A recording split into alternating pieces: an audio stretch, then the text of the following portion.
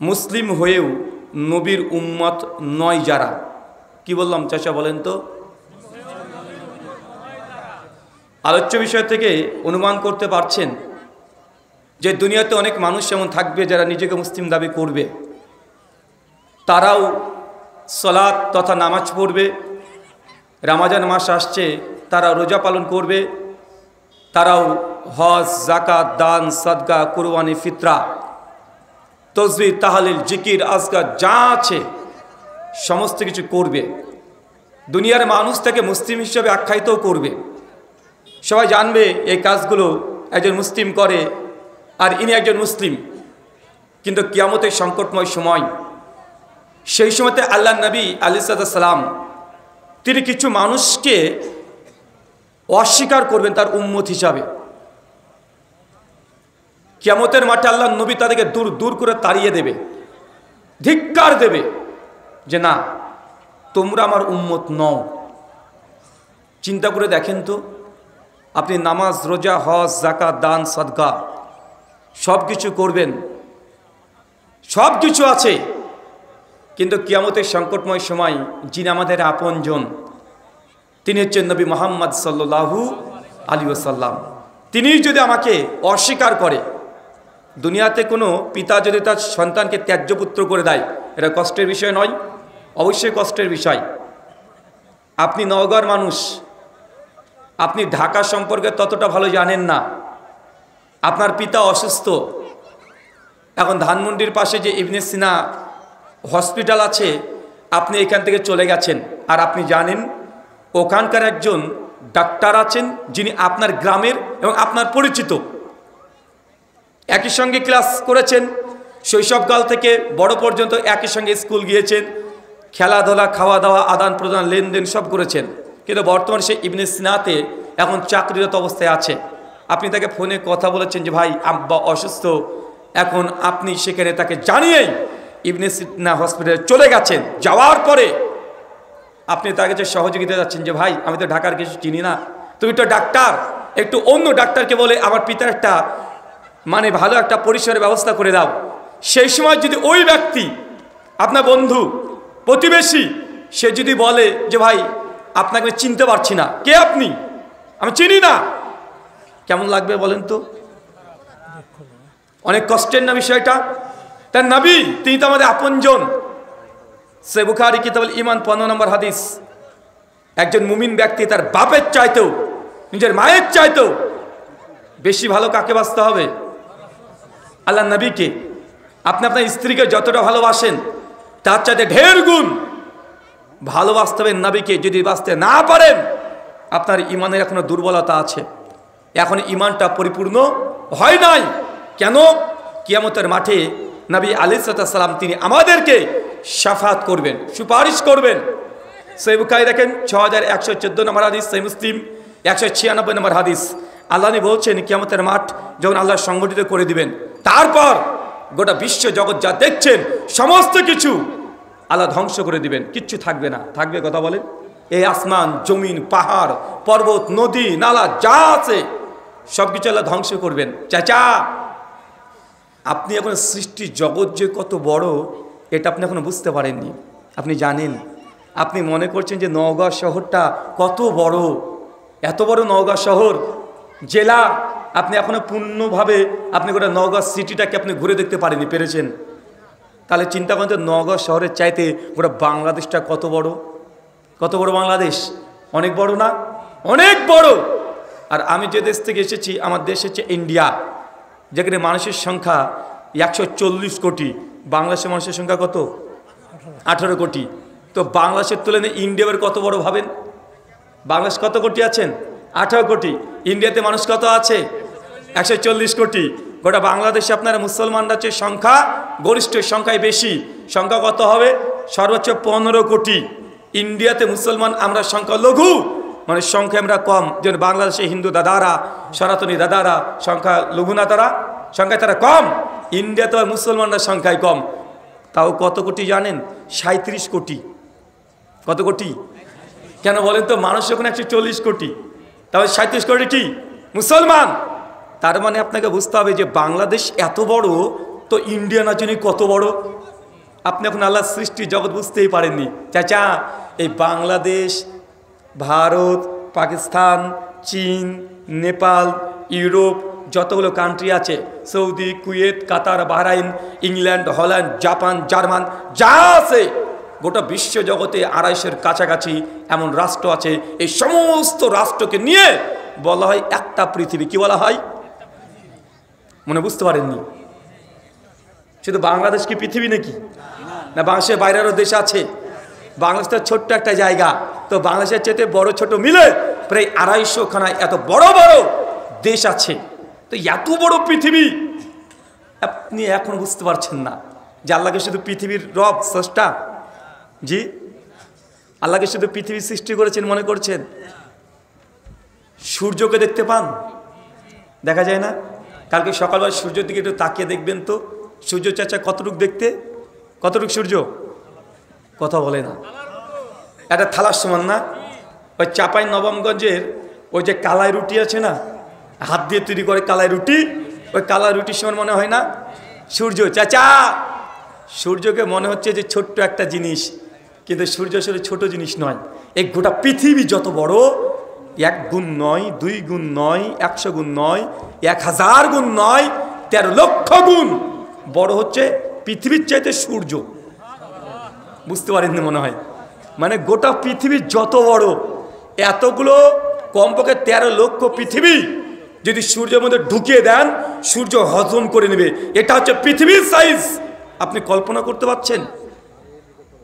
শুধুমাত্র পৃথিবীর চাইতে সূর্য 13 লক্ষ গুণ বড়।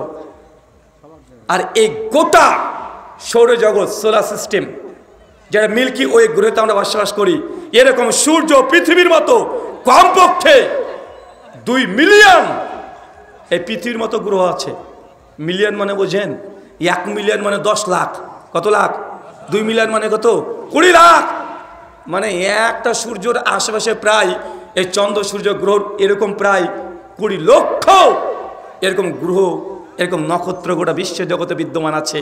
এখন আপনি বলেন তো, আল্লাহ সুবহানাহু ওয়া তাআলা তিনি গোটা সৃষ্টি জগৎকে যেমন তৈরি করেছেন, সবগুলোকে ধ্বংস করে দিবেন কেন? কারণ এই গোটা সৃষ্টি জগৎকে আল্লাহ রচনা করেছেন আপনার পরীক্ষার জন্য। কার জন্য? তার জন্য। কুল্লু মান আলাইহা ফান ওয়া ইয়াবকা ওয়াজহু রাব্বিকা যুল জালালি ওয়াল ইকরাম। সমস্ত কিছু যা তৈরি করেছে আল্লাহ, সব কিছু আল্লাহ ধ্বংস করে দিবে। শুধুমাত্র মানুষকে পরীক্ষা করার জন্য এত বড় সৃষ্টি জগৎ আল্লাহ সুবহানাহু ওয়া তাআলা রচনা করেছেন। কিয়ামত যখন হবে, আল্লাহ নবী বলছেন সর্বপ্রথম কবর ফেটে আমি নবী মুহাম্মদ সাল্লাল্লাহু আলাইহি সাল্লামকে আল্লাহ তুলবেন। কোন নবী প্রথমে উঠবেন? আরো জোরে, কোন নবী? আমাদের সর্বশেষ নবী। আল্লাহ নবী বলছেন এটা গৌরবের বিষয় নয়, আমি দুনিয়াতে সর্বশেষ প্রেরণ হয়েছি, কিন্তু আল্লাহ সুবহানাহু ওয়া তাআলা প্রথম আমাকে উত্থিত করবেন। আমি যখন সজ্ঞানে আসব, তারপরে দেখবে অনেক মানুষ নিজ নিজ নবী, নিজ নিজ উম্মতকে নিয়ে একদম দাঁড়িয়ে আছে। সমস্ত নবী তাদের উম্মতকে না দাঁড়িয়ে আছে। সূরা বনী ইসরাঈল সূরা নম্বর 17 আয়াত নম্বর 71 আল্লাহ বলছেন ইয়াউমা নাদউ কুল্লা উনাসিন বিইমামিহিম। সেই দিন প্রত্যেক মানুষ দুনিয়াতে যাকে নেতা মেনেছে, যাকে নেতা মেনেছে তার পেছনেই কিয়ামতের মাঠে আপনাকে উঠতে হবে। দুনিয়াতে আপনি কাকে কাকে নেতা মেনেছেন, রেডি থাকেন, প্রস্তুতি নেন। সেই দিন কিয়ামতের মাঠে, যেদিন বাবা তার সন্তানের পরিচয় দেবে না, ওই দিন আপনি সে নেতার পেছনে উঠবেন। আল্লাহ বলছেন যে সমস্ত নবীর পেছনে তার উম্মত উঠবে। সকলে যখন জ্ঞান ফিরে পাবে, সেই সময়তে সমস্ত উম্মাত ছুটে নবী আদমের কাছে চলে যাবে, গিয়ে চিৎকার করে বলবে, ইয়া আদম, আপনি হচ্ছেন এমন সম্মানিত ব্যক্তি যে আল্লাহ আপনাকে 2 হাতে, নিজ হাত দিয়ে তৈরি করেছে। আজকে কঠিন মুহূর্ত, কিয়ামতের মাঠ, আল্লাহ আজকে বিচার করবেন। একটু আমাদের জন্য সুপারিশ করেন, একটু রব আল্লাহ সুবহানাহু থেকে বলে আসেন যে আমাদেরকে মুক্তি দিয়ে দেয়, আমাদেরকে জান্নাত দিয়ে দেন। নবী আদমের কাছে গিয়ে তার উম্মত সবাই ছুটে গিয়ে বলবে, আপনাকে আল্লাহ সুবহানাহু এত সম্মানিত করেছে যে 2 হাত দিয়ে আল্লাহ আপনাকে তৈরি করেছে। আল্লাহ সুবহানাহু নিজের রূহ আপনার শরীরের মধ্যে দিয়েছেন। আল্লাহ সুবহানাহু ফেরেশতা দিয়ে আপনাকে সহযোগিতা, সিজদা দিয়েছেন। আজকে আমাদেরকে একটু সহযোগিতা করেন। নবী আদম সঙ্গে সঙ্গে বলবেন, জিনা আজকে এই কঠিন মুহূর্তে আমার দ্বারা কর্ম করা সম্ভব নয়। কেননা আল্লাহ সুবহানাহু ওয়া তাআলা তিনি আমাকে যে আদেশ করেছিলেন আমি লঙ্ঘন করেছিলাম। আল্লাহ যদি আজকে সেই লঙ্ঘন করার কারণে আমি নবী আদমকে যদি প্রশ্ন করে আজকে আমি কি জবাব দেব? আল্লাহ আমাকে বলেছিলেন গাছে গাছে যেও না, কিন্তু আমি গিয়েছিলাম। আল্লাহ যদি প্রশ্ন করে কি জবাব দেব? ইয়া নাফসি ইয়া নাফসি করে চিৎকার মারবে নবী আদম। কোন নবী কথা বলেন? নবী আদম নবী। তার উম্মতকে বলে আমি পারবো না, আজকে আমি পারবো না। আরে আমি তো একটা ভুল করে ফেলেছিলাম, আমি তো কাছে কাছে চলে গেছিলাম। আল্লাহ যদি আমাকে প্রশ্ন করে, যদি আমাকে প্রশ্ন করে আজকে আমি কি জবাব দেব? নবী আদম নিজে ত্যাগ করে বলবে যাও তোমরা নূহ নবীর কাছে চলে যাও। সমস্ত উম্মত নবী নূহের কাছে যাবে, যে তার প্রশংসা করবে। নবী নূহ আলাইহিস সালাম বলবে জি না, আজকে আমি এই কাজ করতে পারবো না, কেননা আমি আল্লাহ সুবহানাহু ওয়া তাআলাকে, আল্লাহ যখন আমাকে নৌকা তৈরি করতে বলেছিল আমি নৌকা তৈরি করেছিলাম, কিন্তু আমার কাফের সন্তান তার প্রতি আমার এতটাই দয়া উতলে পড়েছিল, আমি আল্লাহকে বলেছিলাম আল্লাহ আমার সন্তান কেনানকে একটু নৌকাতে চাপাই। আল্লাহ সেদিন আমার এই দোয়া করাটাকে পছন্দ করেনি, আল্লাহ রাগান্বিত আছেন। আজ কিয়ামতের মাঠে যদি আল্লাহ সেই প্রশ্ন আমি নূহকে যদি জিজ্ঞাসা করে আমি কি জবাব দেব? আজকে আমি তোমাদের সহযোগিতা করতে পারবো না, যাও তোমরা ফিরে যাও। ইয়া নাফসি, আজকে আমার কি হয়? কোন নবী বলেন তো চাচা? নবী নূহ আলাইহিস সালাম।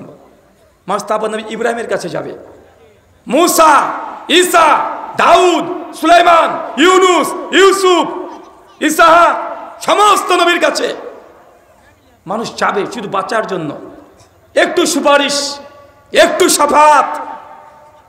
যখন নবী ঈসা আলাইহিস সালামের কাছে মানুষ যাবে তখন তিনি বলবেন আমার দ্বারা সম্ভব নয়, যাও সর্বশেষ নবী মুহাম্মদ রাসূলুল্লাহ সাল্লাল্লাহু আলাইহি সাল্লামের কাছে যাও। আজকে তিনি যদি কিছু করতে চান তিনি করতে পারবেন, সবাই যাও। সমস্ত উম্মত যখন ছুটে যেতে যাবে আল্লাহ নবীর দিকে, আল্লাহ নবী ওই কিয়ামতের মাঠেই তিনি সিজদারত অবস্থাতে একদম সিজদা দিয়ে তিনি চিৎকার দিয়ে কান্না করছেন, ইয়া উম্মতি ইয়া উম্মতি ইয়া উম্মতি। আল্লাহ আজকে ভয়ঙ্কর পরিস্থিতিতে আমার উম্মতের কি হবে? আমার উম্মত আমার উম্মত। নবী চিৎকার মেরে কান্না করছেন। কার জন্য চাচা? উম্মতের জন্য। বাকি নবীরা কি বলেছে? ইয়া নাফসি। আপনার আমার নবী কি বলেছে? ইয়া উম্মতি। আপনি উম্মতের যোগ্যতা রাখেন? আপনি এখনো জর্দা পান খাওয়া ছাড়তে পারেননি, দুর্গন্ধ নিয়ে এই কোরআনের মজলিসে বসে আছেন, আছেন না? কথা বলেন। আপনি একজন জেনাকারী, 14 ফেব্রুয়ারিকে আপনি মূল্যায়ন করে 14 ফেব্রুয়ারি হাজার হাজার যুবক তরুণরা তারা জেনা করেছে, এটা নবীর উম্মত। এই উম্মতের জন্য নবী কান্না করছেন। এই নবী এই উম্মতের জন্য আপনার লজ্জা লাগা দরকার। আল্লাহ নবী ওই সময়তে উম্মত কিনে চিন্তা করেন কি হবে। আল্লাহ সুবহানাহু ওয়া তাআলা আসবেন, মুহাম্মদ সাল্লাল্লাহু আলাইহি ওয়াসাল্লামকে জিজ্ঞাসা করবেন আপনি কি চান? আল্লাহ নবী বলবেন আল্লাহ আমি আমার উম্মতকে চাই। আল্লাহ যান জাহান্নামে যান, যেসব উম্মত আপনার জাহান্নামী হয়ে গেছে আমি আপনাকে সুপারিশ করার অনুমতি দিলাম, ওই ব্যক্তিদেরকে আপনি সুপারিশ করে আপনি জান্নাতে নিয়ে আসেন। আল্লাহ নবী গিয়ে অনেক জাহান্নামী উম্মতকে নিয়ে তিনি জান্নাতে নিয়ে আসবেন। আবার তিনি সিজদা পড়ে যাবেন। আল্লাহ আবার কি হয়েছে? আল্লাহ নবী তখন বলছেন আল্লাহ আমার আরো চাই, অন্য কিছু নয়, আরো উম্মতকে চাই যারা গুনাহগার পাপিষ্ঠ পাপ করেছে। আল্লাহ নবী সেই দিন আবারও জাহান্নামে গিয়ে উম্মতকে নিয়ে তিনি জান্নাতে আসবেন পরপর 3 বার। আপনি এখনো বুঝতে পারেননি আপনি কোন নবীর উম্মত, কোন নবী পেয়েছেন আপনি এখনো বুঝতেই পারেননি। মুসা, ঈসা, দাউদ, সুলাইমান, ইউনুস, ইউসুফ, ইয়াকুব, জাকারিয়া, ইয়াহইয়া সবাই তারা হাত তুলে থাকবেন আজকে আমি পারবো না। অবশ্যই এই নবীগুলো শাফাত করবে, তবে প্রথমে করার অনুমতি তিনি পাবেন না। আমাদের নবী শাফাত করার পরে আল্লাহ তারপরে সমস্ত নবীকে বলবে যাও এবার তোমরা তোমাদের উম্মতের জন্য শাফাত করো, সুপারিশ করো দ্বিতীয় স্টপে। কিন্তু আপনি এত বড় ভাগ্যবান যে নবী মুহাম্মদ সাল্লাল্লাহু আলাইহি ওয়াসাল্লাম উম্মত হিসেবে এসেছেন, আপনার শাফাত প্রথম হবে। আল্লাহ নবী বলছেন যে দুনিয়াতে যতগুলো নবী রাসূল এসেছে, যত নবী রাসূল এসেছে সমস্ত নবীদের উম্মতরা যত জান্নাতে যাবে তার চাইতে ডবল উম্মত আমার উম্মত জান্নাতে যাবে। যদি ধরেও নেন, যদি হাদিস জয়ীফ, মিসকাত আল মাসাবি হাদিস নাম্বার 5137, সহিহ ইবনে হিব্বান হাদিস নাম্বার 2112, সনদের মধ্যে একটু দুর্বলতা আছে। শেখ আলবানী রাহিমাহুল্লাহ মিসকাত আল মাসাবি হাদিসকে তিনি হাসান বলেছেন, তবে শেখ শোয়েব আরনাউত সনদের মধ্যে দুর্বলতা আছে, আর হাদিসটা আসলে দুর্বল। আল্লাহ নবী বলছেন যে আমার পূর্বে 1,24,000 নবী রাসূল এসেছে। কত লক্ষ? 1,24,000 নবী রাসূল এসেছে। এখন 1,24,000 নবী রাসূলের যত উম্মত জান্নাতে যাবে তার ডবল কোন উম্মত জান্নাতে যাবে? আমাদের নবী তথা আমরা জান্নাতি সব চাইতে বেশি হব। আল্লাহ নবী বলছেন কিয়ামতের মাঠে দেখবো কিছু কিছু নবী আছে যাদের পেছনে 1,000 উম্মত আছে, কিছু এমন নবী আছে যাদের পেছনে 100 জন আছে, আর কিছু এমন নবীকে দেখবো 10 জন মাত্র উম্মত, আর কিছু এমন নবী আছে যার পেছনে কোনো উম্মতি নাই, নবী একাই দাঁড়িয়ে আছে, মানে তার দাঁত কেউ গ্রহণ করেনি। চিন্তা করতে পারছেন? নবী ঈসা নবীর উম্মত ছিল মাত্র 11 জন। কতজন? মাত্র 11 জন। নবী নূহ আলাইহিস সালাম তিনি 1-2 বছর নয় 950 বছর দাওয়াত দিয়েছে। কত বছর? 950 বছর। তার উম্মত হিদায়াত পেয়েছে মাত্র 50-60 জন। চাচা কতজন? কিন্তু আমরা কোন নবীর উম্মত? মুহাম্মদ সাল্লাল্লাহু আলাইহি ওয়াসাল্লামের উম্মত। চিন্তা করে দেখেন, যে নবীকে আমরা 2 চোখ দিয়ে দেখি নাই, দেখেছি? আপনি আপনার নবীকে দেখেছেন? তার কণ্ঠস্বর কেমন কান দিয়ে শুনেছেন? তার মসজিদে কখনো বসেছেন? তার পেছনে নামাজ পড়েছেন? তার পেছনে জিহাদে গিয়েছেন? তার সঙ্গে হিজরত করেছেন? না, কিছু আমরা করিনি। এমন একজন নবীকে বিশ্বাস করি যাকে চোখ দিয়ে দেখি নাই, কান দিয়ে যার কথা শুনতে পাই না এখনো, যার সঙ্গে মসজিদে আমরা কখনো বসি নাই, যার বাড়ির থেকে আমাদের বাড়ির দূরত্ব প্রায় 7,000 কিলোমিটার। কোথায় মদিনা আর কোথায় বাংলাদেশ? চিন্তা করেছেন? যার ভাষার সঙ্গে আমাদের ভাষার কোনো মিল নেই। তার আরবি ভাষা, আমাদের কি ভাষা? বাংলা ভাষা। যার সঙ্গে বয়সের ডিস্টেন্স প্রায় 1,500 বছর, 1,500 বছর আগে কোথায় তিনি মরুভূমিতে এসেছিলেন, কিছু মানুষকে দাওয়াত দিয়েছিলেন, সে দাওয়াত আজকে বাংলাদেশ পর্যন্ত এসে এতগুলো মানুষ কেন এসেছেন আজকে? আমার বক্তব্য শুনতে না, আজকে আপনি এখানে এসেছেন এত মানুষ শুধুমাত্র মুহাম্মদ সাল্লাল্লাহু আলাইহি সাল্লামকে জানতে। এত মানুষ দেখেন, নবী ঈসা আলাইহিস সালাম তিনি প্রায় 20 বছর দাওয়াতে কাজ করেছেন। 33 বছর বয়সে তিনি আসমানে গিয়েছেন। নবী নূহ আলাইহিস সালাম 950 বছর দাওয়াত দিয়েছেন, মাত্র 50 জন উম্মত। আর মুহাম্মদ সাল্লাল্লাহু আলাইহি ওয়াসাল্লাম উম্মত দেখেন এখানেই কতগুলো আছে। চিন্তা করতে পারছেন যে আমরা না দেখে সে নবীকে ঈমান এনেছি, বিশ্বাস করেছি। আল্লাহ সুবহানাহু ওয়া তাআলা আমাদের ঈমানকে তুমি কবুল করে নিও, সকলে বলে আমিন। সম্মানিত সুধী, আলোচ্য বিষয় মুসলিম হয়েও নবীর উম্মত নয় যারা। তার মানে আমরা এখান থেকে বুঝতে পারলাম কিয়ামতের মাঠে আল্লাহ সুবহানাহু ওয়া তাআলা নবী পরিষ্কারভাবে উম্মতের জন্য তিনি কান্না করবেন উম্মতকে জান্নাতে নিয়ে যাওয়ার জন্য। কিন্তু এমন কিছু দুর্ভাগা কপাল পোড়া ব্যক্তি আছে যাদেরকে আল্লাহ নবী কিয়ামতের মাঠে অস্বীকার করবে। চলেন কয়েকটা পয়েন্ট আমরা ধারাবাহিকভাবে শুনে আসি। প্রথম, সহিহ বুখারী 2252 নম্বর হাদিস। আল্লাহ নবী বলছেন যে কিয়ামতের মাঠ হবে, ওই সময় তুমি হাউজে কাউসারের কাছে চলে যাবো। হাউজে কাউসার কি বোঝেন? নবী বলছেন হাউজে কাউসার হচ্ছে এমন এক পানি, যে পানি যদি মানুষকে একবার দিয়ে দেওয়া হয় আর কেউ যদি একবার সে পানি খায় তাহলে কোশ্চিনকালে কোনোদিন তার আর তৃষ্ণা লাগবে না, তার পিপাসার পাবে না। আল্লাহ বলছেন যে দলে দলে আমার উম্মত আমাকে চাষবে, আমি আমার উম্মতকে চিনতে পারবো, উম্মত আসবে, আমি তাকে পান করাবো, পান করে তৃপ্ত হয়ে সংসার চলে যাবে। হঠাৎ করে দেখবো এমন কিছু মানুষ আমাদেরকে আসতে চাচ্ছে, আর মাঝখানে অমনি আল্লাহ সুবহানাহু ওয়া তাআলা পর্দা ফেলে দিবেন। আমার মধ্যে উম্মতের মধ্যে একটা পর্দা, আমি তখন চিৎকার মেরে বলবো ইয়া উম্মতি, এটা তোমার উম্মত, এগুলো তো আমার উম্মত। জিবরিল এসে বলবে ইয়া রাসূলুল্লাহ, অবশ্যই এটা আপনার উম্মত, কিন্তু আপনি যখন দুনিয়া থেকে চলে এসেছিলেন বিদায় হয়ে, আপনার এই উম্মতগুলো দিনের মধ্যে এমনভাবে বিকৃত করেছে, আপনার দিনকে পরিবর্তন করে দিয়েছিল, ইসলামকে পরিবর্তন করেছে। আল্লাহ নবী তখন চিৎকার দিয়ে উম্মতকে লক্ষ্য করে ডাইরেক্ট আপনার মুখের উপরে বলবেন সুহুকান সুহুকান লিমান গায়রি বাদি, দুরহা হতভাগা, যারা আমার দিনকে পরিবর্তন করেছিস, দিনকে বিকৃত করেছিস, যা, তোদের সঙ্গে আবার কোনো সম্পর্ক নাই। চাচা বুঝতে পারেননি না এটা কত বড় ভয়ঙ্কর পরিস্থিতি? আপনি কোনো বুঝতে পারেননি। নবী আপনাকে অস্বীকার করবে কিয়ামতের দিনে। কেন? কারণ দিনকে বিকৃত করেছেন। দিন বিকৃত মানে বুঝতে পারেননি। চলেন কয়েকটা উদাহরণ দিলেই আপনি বুঝতে পারবেন দিনকে বিকৃত করা মানে আপনি আমল করেননি তা না, আমল ঠিকই করেছেন, কিন্তু কোন আমল করেছেন? যে আমল নবী দেয় নাই ওই আমলটা আপনি করেছেন। এটাকে বলে দিন বিকৃত করা। কথাকে বুঝতে পারছেন? এদের শবে বরাত ছিল না, কয়দিন আগে ছিল না, সবে বরাতে মানুষ সব 100 রাকাত নামাজ পড়েছে, মসজিদে আলো দিয়েছে, ওই যে গোরস্থানে গিয়ে অনেক রকমের আলোকসজ্জা করেছে না, দিনের বেলাতে রোজা পালন করেছে। এটা নবীর দিন নয়, কিন্তু মানুষের দিন বানিয়ে নিয়েছে। আল্লাহ কিয়ামতের মাঠে এই ব্যক্তিকে বলবে, যা, তোদের কাছকে আমি চিনি না।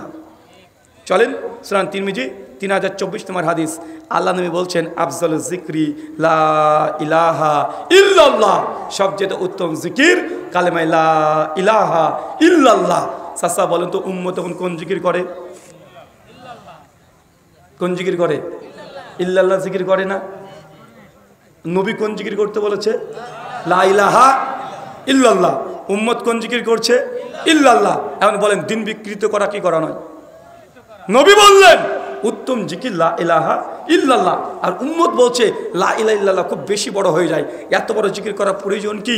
আমি যে পীর হয়েছি, আমি যে বুজুর্গেও, আমি যে পণ্ডিত, আমি যে মাতব্বরি করতে পারি, এই জন্য উম্মতকে বলছে লা ইলাহা ইল্লাল্লাহ।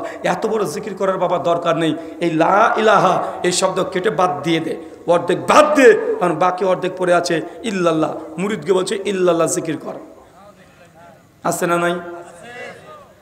আর এক পীর সাহেবের দরবার বলছে, দেখো ওরা তো ইল্লাল্লাহ জিকির নিয়ে নিয়েছে, জিকির তো আর কিছু থাকলো, জিকির করি।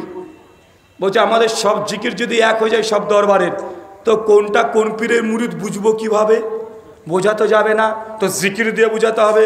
তার জন্য বলছে ইল্লাল্লাহ জিকির।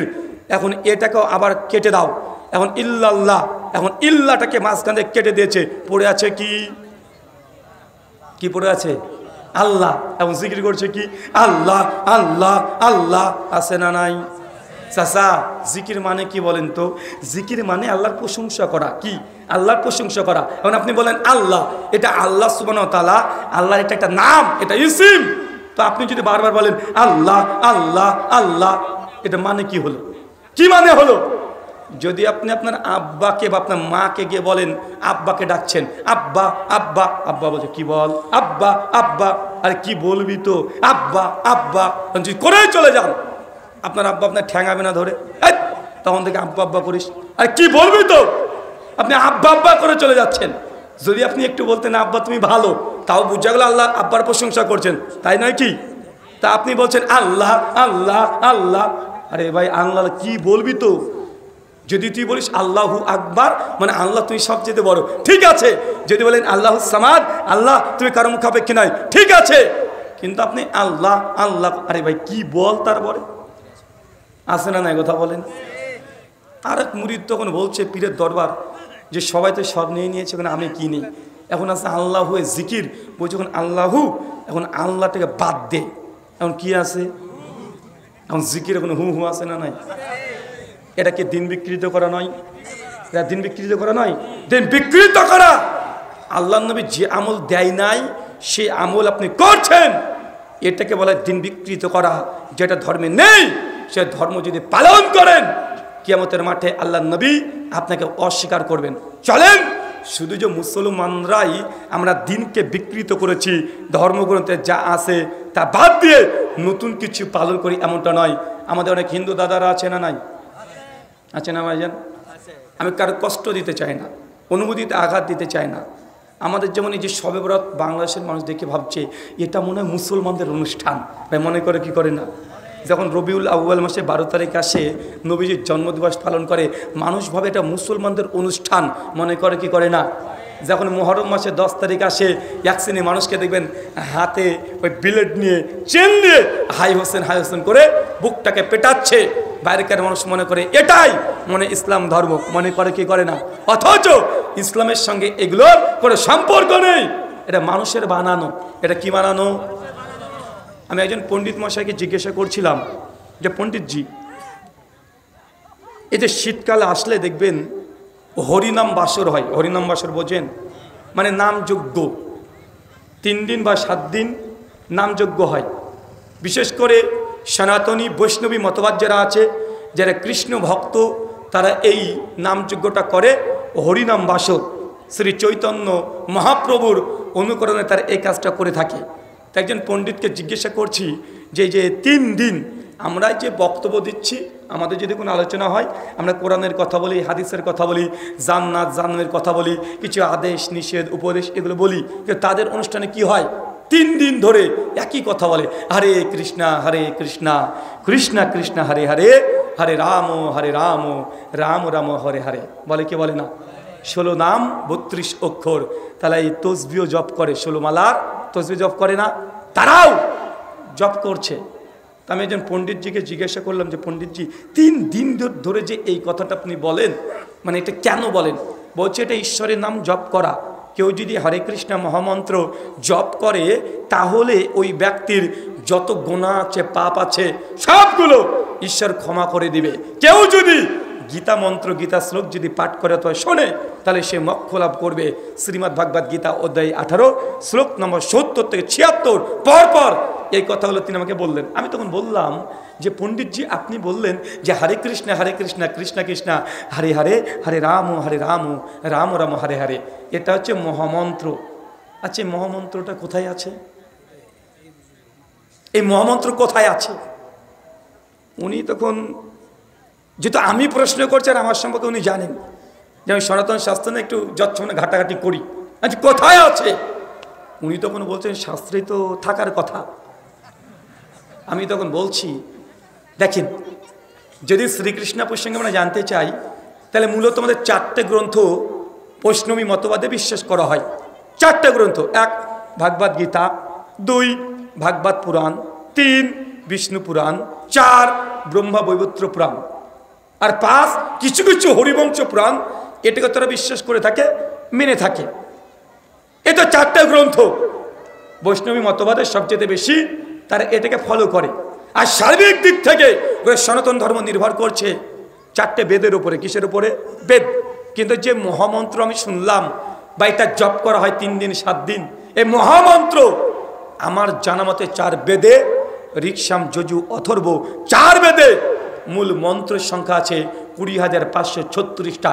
কতগুলো চাচা কোরআনে কতগুলো শ্লোক আছে, মানে আয়াত আছে? 6,236টা টোটাল কোরআনের আয়াত। বেদে আছে কতগুলো? 20,536। তার মানে বুঝতে পারছেন কোরআনের 4 গুণ। কথা বুঝতে পারছেন? মানে কোরআনের ডবলেরও ডবল এতগুলো মন্ত্র।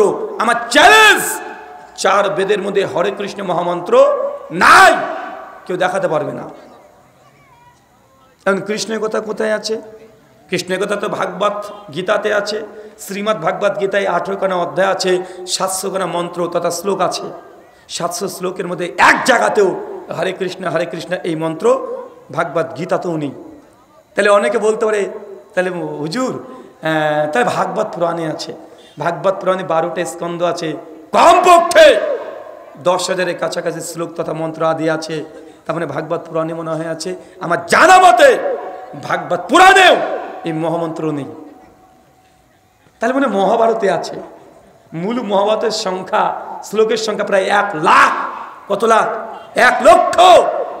মহাভারতের 1 লক্ষ শ্লোকের মধ্যে এই মহামন্ত্র নাই। এটা আমার চ্যালেঞ্জ, নাই। তাহলে মনে রামায়ণে আছে, তাও নেই। কোথায় আছে? কোথায় আছে সেটাও জানি। তবে যেই গ্রন্থগুলোতে আছে সেই গ্রন্থগুলো সনাতন দাদারাই বলে এগুলো অথেন্টিক নয়, মানে প্রামাণিক নয়। এই প্রত্যেকটা গ্রন্থই যেগুলো প্রামাণিক নয়, যেন পদ্মপুরাণে কয়েকটা পাওয়া যায়, রাধাতন্ত্রমে পাওয়া যায়, আর কালীসন্তরণ উপনিষদে পাওয়া যায়, কিন্তু মূল গ্রন্থে এই শ্লোকটা, এই মন্ত্রটা পাওয়া যায় না। এটা আমার চ্যালেঞ্জ, বলতে কাউকে কষ্ট দেওয়ার জন্য না। আমি বোঝানোর চেষ্টা করছি যে সমাজে, সে মুসলমান হোক চাই হিন্দু হোক, যে সমাজে হোক, এমন কিছু সমাজে আচরণ করা হয়, আচরণবিধি মানে যে ধর্মের সঙ্গে 5 পয়সা কানেকশান নাই। যেন আমাদের হুজুরা মারা গেলে কি করে? কোরআন পড়ে না, ঈশ্বরের সঙ্গে সম্পর্ক আছে। হিন্দু পণ্ডিতদেরকে দেখবেন ওদের মারা গেলে ওরা গীতা পাঠ করে না। মানুষ মারা গেছে, গায়ত্রী মন্ত্র পাঠ করছে। কি করছে? গায়ত্রী মন্ত্র পাঠ করছে। ওম ভূর্ভুবস্সুহা তৎসবিতুর্বরেণ্যং ভার্গো দেবস্য ধীমহি ধিয়ো ন প্রচোদয়াৎ। ওম ভূর্ভুবস্সুহা। বলেন তো মরা মানুষ মরে গেছে, ও গায়ত্রী মন্ত্র নিয়ে এখন কি করবে? বুঝতে পারলেন না মনে হয়? আমাদের মানুষ যখন মারা যায় দেখবেন 10-12 জন উঁচু টুপি পরা হুজুরকে ডেকে নিয়ে আসে, মাদ্রাসা থেকে হাফেজে কোরআনকে ডেকে নিয়ে আসে। বাপ মারা গেছে, বাপের সামনে 20-30 জন বসে গেছে, কোরআন মাজিদকে নিয়ে পড়ছে, পড়ে পড়ে বলছে এই যে কোরআন মাজিদ পড়ছি না, কোরআন পড়ছি, এখন এই মরা মানুষটার নাকি নিকি হচ্ছে। কি বলে না? আপনাকে একটা উদাহরণ দিই, আপনি কষ্ট নিয়েন না। কোরআন দেখা যাচ্ছে পড়ছে একটা হাফেজ, কোরআনটাকে খুলেছে, কোরআন কি আছে? সূরা বানী ইসরাইল আয়াত নম্বর 32, পড়তে পড়তে 32 নম্বর আয়াত, মরা মানুষ আপনার বাপ শুয়ে আছে, আর ওখানে পড়ছে ইয়া আইয়ুহাল্লাযিনা আমানু লা তাকরাবুজ জিনা। বাংলা মানে হে বিশ্বাসীগণ, তোমরা জেনার ধারে কাছে যেও না। আমার সাদা মনে সাদা প্রশ্ন, বলেন তো মরা মানুষকে এখন উঠে জেনা করবে? তো ওর কাছে এত পড়ে লাভ কি? মানে বুঝলেন না মনে হয়? আরে বেটা তো মারা গেছে, এখন এ কি জিনা করবে? এখন ওর কাছে গিয়ে কোরআন পড়ছে। সুনান তিরমিজি ফাজালে কোরআন হাদিস নাম্বার 2910, সনদ হাসান। আলানি বলছেন কেউ যদি কোরআন মাজিদে 1 হরফ পড়ে তাহলে 10 নেকি, কেউ যদি সে 1 হরফ শোনে তারও 10 নেকি। আমি একটা কোরআনের আয়াত পড়বো, আপনি যেমন 10 নেকি পাবেন, আমি পড়ার কারণে আমি পড়ছি, মরা মানুষ শুনতে পাই, আর যদি শুনতেও পাই তো লাভ কি? ওর সামনে গিয়ে তুই জেনা করিস না, ও জেনা করে করে কবরে গিয়েছে, আর ওকে এখন বলছে তুই জেনা করিস না। আরেকজন হাফেজ জায়গায় পড়তে পড়তে সূরা মাইদা সূরা নম্বর 5 পারা নম্বর 6 আয়াত নম্বর 90 চলে এসেছে। কি পড়ছে? ইয়া আইয়ুহাল্লাযিনা আমানু ইন্নামাল খামরু ওয়াল মাইসির ওয়া আনসাবু ওয়াল আসলাম। বাংলা মানে হে বিশ্বাসীগণ, তুমি মদ খেও না, মূর্তি পূজা করো না, তুমি ভাগ্য মানে এই ভাগ্য টাগ্য দেখায়ও না। কেন বলেন তো? মরা লোক এখন মদ খাবে, এই মরা লোকটা এখন জুয়া খেলবে, তো ওর কাছে যদি কোরআন মাজিদ যদি মানে পড়া হয় এতে কি লাভ? কোনো লাভ আছে? আবার অনেক হুজুর আছে, হুজুর এসে বলবে আপনি তো অত শত বুঝেন না, বাবা মারা গেছে, বাবাটা কেউ যদি মারা যায় আত্মীয় মানুষ এমনি মানে খুব কষ্টে থাকে, পরিবারের মানুষ অবশ্যই কষ্টে থাকবে, আর ওই কষ্টর ফায়দা নেওয়ার জন্য যদি হিন্দুরা মারা যায় তার ঠাকুর দেখবেন ঘুর ঘুর ঘুর ঘুর ঘুর ঘুর ঘুরে বেড়াবে তার বাড়ির পেছনে। আর যদি মুসলমান কেউ মারা যায় কিছু হুজুরকে দেখবেন ওই মরা বাড়ির পেছনে মাছির মতো ভন ভন ভন ভন করে ঘুরে বেড়ায়। কেন জানেন? আর গিয়ে দেখবেন ওই ঠাকুর দেখবেন হিন্দু পণ্ডিত যে আছে ওর এলাকায় যে মারা গেছে তার বাড়িতে গিয়ে বলবে বাবা দেখো সবার তো পিতামাতা বাবা তো সারা জীবন বেঁচে থাকবে না, ভগবানের কাছে পরলোক মানে পরমার্থিক জীবনে প্রত্যেকেই যেতে হবে, তাই এগুলো কষ্ট করে লাভ নেই। এই কথাটা মৌলবীরাও বলে। এসে কাকে বলে বলেন তো? আপনার বাপ মারা গেছে, বলবে বাপ সবাই তো আর বাঁচে না রে, কুল্লু নাফসিন জায়গাতুল মাউত, মৃত্যু হবে প্রত্যেকটা মানুষের, প্রত্যেকটা নাফসের, তো বাপ তো মারা গেছে, এখন বাপের জন্য কিছু করতে হবে। তো হুজুর কি করতে হবে? বলছে কি আর করবি, তোর বাপ কি কোরআন খতম দিয়েছে? বলছে আব্বা তো কোরআন পড়াই জানতো না। যারে সর্বনাশ, তারপরে তোর বাপ কোরআন খতম দেয়নি? যে না হুজুর দেয়নি তো, আর কোরআন পড়াই জানে না, যে তাহলে তো কবরে আযাব হবে রে। মানে আগে আপনাকে ভয় দেখাবে, কি করবে কথা বলেন? কারণ ভয় না দেখালে মাল আপনি ছাড়বেন না। মানুষের কাছে টাকা ইনকাম করার কয়েকটা রাস্তা আছে, তার মধ্যে একটা হচ্ছে ভয় দেখিয়ে দাও। কি দেখিয়ে দাও? ভয় দেখিয়ে দাও। যখন বলবে যে তোর বাপ তো তাহলে কবরে এখন আযাব পাবে রে, তো হুজুর কি করতে হবে? যে কেমন কিছু করতে হবে না, অন্তত পক্ষে একটা খতম দিতে হবে। তো হুজুর আমি নিজেও তো কোরআন পড়তে পারি না। যে সমস্যা নেই, তোর বাপ তো আমাকে খুব ভালোবাসতো, আমার সঙ্গে খুব ভালো সম্পর্কও ছিল, তো এবার রমজান মাসে 3 বার কোরআনকে খতম দিয়েছি, একদম স্টকে মাল রেডি করা আছে আমার, তুই যদি চাস না তার বাপের নামে একটু বকশিয়ে দেবো। চাচা বলে কি বলে না? আচ্ছা হুজুর তাহলে কি করতে হবে? কি আর করবি, কিছু হাদিয়া দিস। তো হুজুর কত দিতে হবে? আর এটা নিয়ে কি দাম দর করা যায় না? তাও বলেন কত দিতে হবে? আচ্ছা 3000 টাকা দিস, তোর বাপ আমার বন্ধু মানুষ। না হুজুর একটু 2000 টাকা নিন। আচ্ছা ঠিক আছে। যখন আপনি বলে দিবেন, বলবে এবার হুজুর আপনাকে তোর বাপের নাম বল, বাপের নাম বলবেন, তার বাপের নাম বলবেন, তোর দাদুর নাম বল, তার দাদুর নাম বলবেন, বলে তোর নাম বল। 3 বাপ বেটার নাম নিয়ে হুজুর যেন কি একটু চোখটাকে বন্ধ করে গুনগুন গুনগুন করে বলছে চলে গেছে মাল। কি চলে গেছে বলেন তো? হুজুরের স্টকে একটা কোরআন মাজিদ পড়া ছিল রেডি, টুক করে নাকি আপনার বাপের আমল নামায় টুক করে ঢুকে গেছে, একদম ওয়াইফাই হুজুর। ডায়াল করে দিয়েছে, আপনার বাপের আমল মেনে চলে গেছে। ভাই এমন চিটার আছে না নাই? এটা হচ্ছে হুজুরের ব্যবসা। আমাদের ঠাকুর পণ্ডিত আছে, ওরাও কিন্তু কম না, ওরাও যাবে যে বাবা যখন মানুষ মৃত্যুবরণ করে সেই সময় পরিবারটা অসুস্থ হয়ে যায়। যদি ব্রাহ্মণ হয় 11 দিন, বৈশ্য হলে 15 দিন, আর যদি ক্ষত্রিয় হয় তাহলে 20 দিন, আর শূদ্র হলে 1 মাস অসুস্থ অপবিত্র থাকবে। তোর বাবার এই আত্মা এখন ঘোরাঘুরি করবে, যতক্ষণ পর্যন্ত পিণ্ডি না দিবি ততক্ষণ পর্যন্ত তোর বাপের কোনো পরিত্রাণ নেই। এখন কি করতে হবে?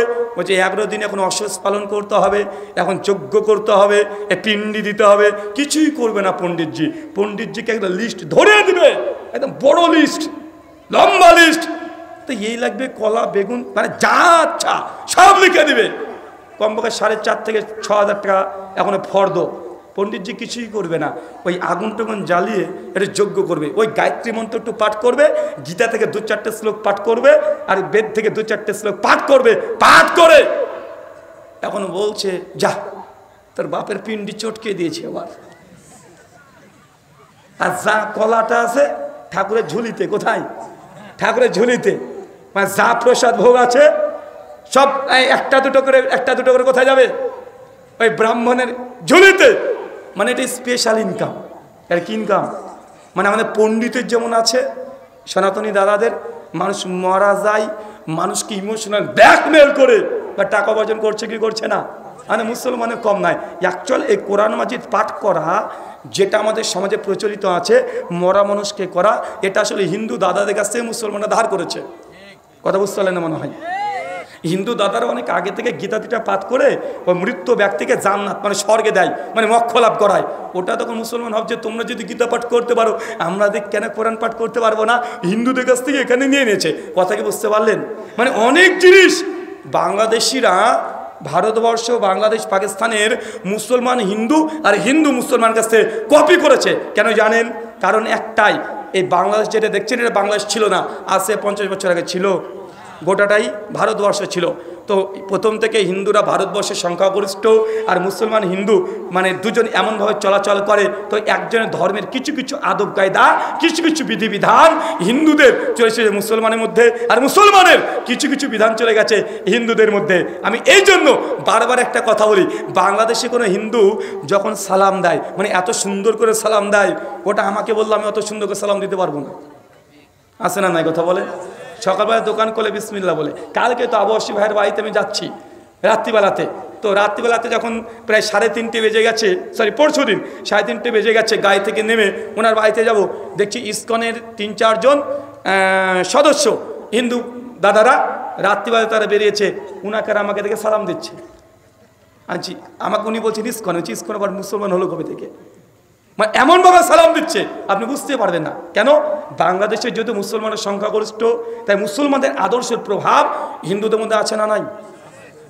তারা যখন সালাম দেবে বুঝতেই পারা যাবে না, মানে তাদের কথাবার্তা, চাল চলন মানে পুরোটাই অনেকটাই 90% ধরে দেন মুসলিমদের মতো, আছে না নাই? আবার আমাদের ইন্ডিয়াতে চলে যান, আমি আমার নিজের কথাই বলি, 2012 পর্যন্ত যখন আমি জলঙ্গি হাই স্কুলে বা যে কোনো জায়গায় যখন আমরা পড়াশোনা করি, শিক্ষক ঘরে যখন ঢোকে তখন সঙ্গে সঙ্গে দাঁড়িয়ে নমস্কার, এটা আমাদের কালচার। কথা বুঝতে পারলেন না মনে হয়?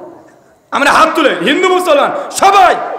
মুসলমান দেখবেন বড় জায়গাতে বক্তব্য দিচ্ছে, প্রথমে বলে নমস্কার, মানে সালাম মুসলমান দেয় না, বরং এটা হয় কোনো যদি মুসলমান যাতে দাড়ি নেই, সাধারণ মুসলমান রাস্তাতে যাচ্ছে, আমি যদি তাকে দেখি যদি বলি ভাই আসসালামু আলাইকুম, মুসলমান ইন্ডিয়ান যদি হয়, যে দাড়ি চাচা, মানে ও যদি এরকম হয়, ও ভাববে কি এবার কাকে দিল সালাম, খুঁজে বেড়াবে, মানে ও খুঁজে বেড়াবে কাকে দিল সালাম। তো যদি বলে আসসালামু আলাইকুম ভাই, ও তখন মানে কি যে উত্তর দেবে, মানে টেনশন হবে। ও ভাবে যে আমাকে সালাম দিল কেন, আমাকে কি হুজুর হুজুর মনে হচ্ছে, মুখে তো দাড়ি নেই, মাথায় তো টুপি নেই, আমাকে দিল কেন, মানে টেনশনে পড়ে যায়। কেন বলেন তো? যেহেতু ওখানে হিন্দুদের সংখ্যাগরিষ্ঠ, তাই তাদের আদর্শ মুসলমানদের রন্ধে রন্ধে ঢুকে গেছে।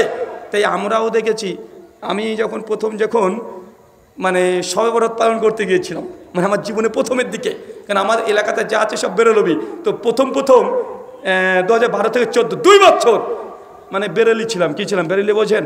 সুন্নি জিলাপি, বুঝেননি মনে হয়, মানে জিলাপি তরিকার লোক ছিলাম। তো রাত্রিবাতে সবারাতে গিয়েছি, তখন আমাদের একটা বন্ধু মসজিদে এখন গজল বলবে, তো ও তখন বলছে যে আমি একটা গজল বলবো, মৌলানাকে বলছে। বলছে জি বল। ও তখন মসজিদের মাইক নিয়ে বলছে নমস্কার, আমি একটা গজল বলবো। মানে এটা আপনি হাসছেন, মানে এটা হাসি না, কারণ স্কুলে আমরা ওটাই শিখেছি। যখন স্কুলে আমাদেরকে কোনো কিছু বলতে হয়, আগে আমরা নমস্কার দিই, তারপরে আমরা কোনো কথা বলি, তখন এটা আমাদের কালচার। আর আমরা বাচ্চা, সেই সময় 10, 12, 15 বছর বয়স, ওই সময় তো অত মাথায় নেই যে কোনটা মসজিদ কোনটা মন্দির, কোথায় কি বলতে হয় কোথায় বলতে হয় না। তো ওই গজল বলবে মসজিদের মাইক থেকে, বলছে নমস্কার আমি একটা গজল বলবো, ও সখী না আর কেঁদো না শুরু করছে। মৌলানা থাম, মাইক আছে। তার মানে এটা কি বলেন তো, এই কালচার, এটা কি কালচার? একটা কালচার, একটা কালচার বলে কি করে প্রভাব বিস্তার করে। ঠিক এই কাজগুলো জানে যে গীতা পাঠ থেকেই মুসলমান সমাজে চলে এসেছে। কি মানুষ মারা গেলে এই কোরআনটাকে পাঠ করা। হিন্দু দাদারা দেখবেন মানুষ যদি মারা যায় তো তারা একটা বাৎসরিক একটা অনুষ্ঠান করে না, মানুষকে খাওয়া দাওয়া করায় না। মুসলমান ভাবছে আমরা পারবো না কেন, আমার বাপ মারা গেছে আমিও করব। ও 40 দিন করে, করে কি করে না? আর 40 দিন না পারলে বাৎসরিক করে, করে কি করে না? করে। এটা হচ্ছে একজন ধর্ম আরেক ধর্মতে মিক্সড হয়ে যায়। কি হয়ে যাওয়া? মিক্সড হয়ে যাওয়া। অথচ এর ধর্মের কোন অংশ না, মানুষ এমনি করছে। কি করছে? এমনি করছে। এই জন্য আমি একটা কথা বারবার বলি, না জানার চাইতে ভুল জানা বেশি ক্ষতিকর। কি বললাম? না জানার চাইতে ভুল জানা এটা বেশি ক্ষতিকর। মানে এখনো বুঝতে পারেননি, মানে একজন ব্যক্তি জানে না আর একজন ব্যক্তি জানে তো ভুল জানে, কোনটা বেশি ক্ষতিকর? আচ্ছা, আমাদের অনেক সনাতনী দাদাদেরকে দেখবেন সাপের পুজো করে, মানে মনসা দেবী তিনি সাপের দেবী। নীলকণ্ঠ, রুদ্রা, মহেশ্বর, ভোলানাথ, শিব, তার গলায় দেখবেন সাপ থাকে, থাকে না? থাকে। খুব বহুল প্রচলিত। মানুষকে যদি সাপে কামড়ায় তাহলে নাগ দেবীকে বা মনসা দেবীর কাছে গিয়ে একটু দুধ দিতে হয়। সাপ নাকি এসে দুধ খেয়ে চলে যায়, আর সাপ যদি তুষ্ট হয়ে যায় তাই সে নাকি আর বাঁচবে, মানে মৃত্যুবরণ করবে না। আচ্ছা না নাই? বেহুলা লক্ষিন্দারের ঘটনা যদি কেউ জানেন আপনারা বুঝতে পারবেন। বেহুলা লক্ষিন্দারের ঘটনাও বিভিন্ন পুরাণ শাস্ত্রে লেখা আছে, আমি ওই দিকে যাচ্ছি না। চাচা, মাঠের মধ্যে মানে ক্ষেত খামারে একটা সাপ মাঝে মধ্যে আসে, এই সাপ না গরুর দুধ খেয়ে পালিয়ে যায়। সাপটার নাম কি? ডাড়ার সাপ না? ওই কোথায় যেন বলছিল দুধরাজ সাপ, মানে এক এক জায়গাতে এক এক রকমের নাম। ডাড়ার সাপ চাচা মাঠে গিয়ে গরুর দুধ খেয়ে পালিয়ে আসে না? আসে তো, আর কথা বলে না? আসে। আচ্ছা, যারা মাধ্যমিক পাস করেছেন কে কে, মানে মাধ্যমিক এসএসসি কে কে পাস করেছেন হাত তোলেন তো। মাশাআল্লাহ, অনেক শিক্ষিত, হাত নামান। আচ্ছা বলেন তো, সাপ কি দুধ খেতে পারে? তো মন্দিরে দেয়, যে শিব মন্দিরে দেয়, মনসা মন্দিরে দেয়। দক্ষিণ ভারতে আমাদের সাউথ ইন্ডিয়াতে একটা বড় নাগ, মানে নাগ দেবীর একটা বড় মন্দির আছে, প্রতিদিন কুইন্টাল কুইন্টাল দুধ দেয়। দুধ খায় কে? আমরা তো বিজ্ঞানে বলছি সাপ দুধ খায় না। আর সাপকে যে জোর করে দুধ খাওয়িয়ে দেন, ও সাপ মাত্র 6 থেকে 8 ঘন্টার মধ্যে মারা যাবে। কেন? কারণ দুধকে হজম করার জন্য যে এনজাইম দরকার শরীরের, সেই এনজাইম সাপের মধ্যে নাই। তাই সাপকে জোর করে দুধ খাওয়ান, সাপ কি করবে? মারা যাবে কি যাবে না? কথা বলেন। সাপ মারা যাবে, কোনো সমস্যা নাকি? কি সাপ ঢুকেছে নাকি? হ্যাঁ, আমি বলছি সাপের কথা বলতে সাপ চলে আসলো নাকি আবার? ভাই আপনাদেরকে যেতে হবে না, ভলেন্টিয়ার আছে। হ্যালো হ্যালো, ভলেন্টিয়ার ভাইরা দেখেন তো কি হয়েছে ওখানে।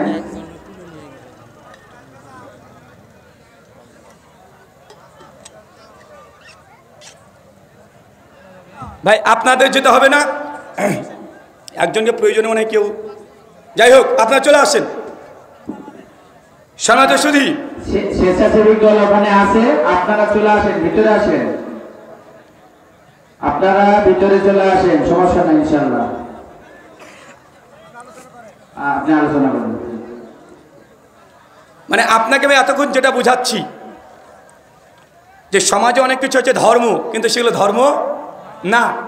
আমরা বিজ্ঞানে পড়লাম সাপ দুধ খায় না, কিন্তু বড় বড় মন্দিরে কুইন্টাল কুইন্টাল দুধ প্রতিদিন দেয়। দেয় কি দেয় না? দেয়। তো দুধ খায় কে? ওটা সম্পূর্ণ ঠাকুর পণ্ডিতের ব্যবসা। কার? পণ্ডিতের ব্যবসা। এরকম যদি আমরা যে তথ্য ডকুমেন্টে বলতে চাই অনেকগুলো হবে। আপনি জানেন শুধু আমাদের ভারতে মানুষের চুল চুল মানে এত পরিমাণে মন্দির থেকে সংগ্রহ করে বিক্রি করে যে প্রত্যেক বছরে মিলিয়ন মিলিয়ন টাকা চুল বিক্রি করে লাভ হয়। কেন? ও যে তুমি যদি ধার্মিক হতে চাও তা তোমাকে ন্যাড়া করতে হবে। কি করতে হবে? টাক করে দিয়ে বড় বড় চুল বিক্রি করছে। আছে না নাই কথা বলেন ভাই? আমি কোনো ধর্মের সমালোচনা করছি না, আপনি মনে করেন না যে সমালোচনা করছি। আমি বলছি যে ধর্মের মধ্যে কিছু ধর্ম পণ্ডিতরা আছে, সমাজ ব্যবস্থা আছে যে ধর্মের মূল বিষয়গুলোকে হারিয়ে দিয়ে নিজেদের মর্জি মতো ব্যবসা করার জন্য অনেকগুলো কর্ম করে যে ধর্মে নাই। আচ্ছা বলেন তো, কিছু সাপুরে যখন আপনার বাড়িতে আসে, এসে দেখবেন যে সাপ যে বাড়িতে থাকে ও বিন বাজায়, বাঁশি বাজায়, বাজায় কি বাজায় না?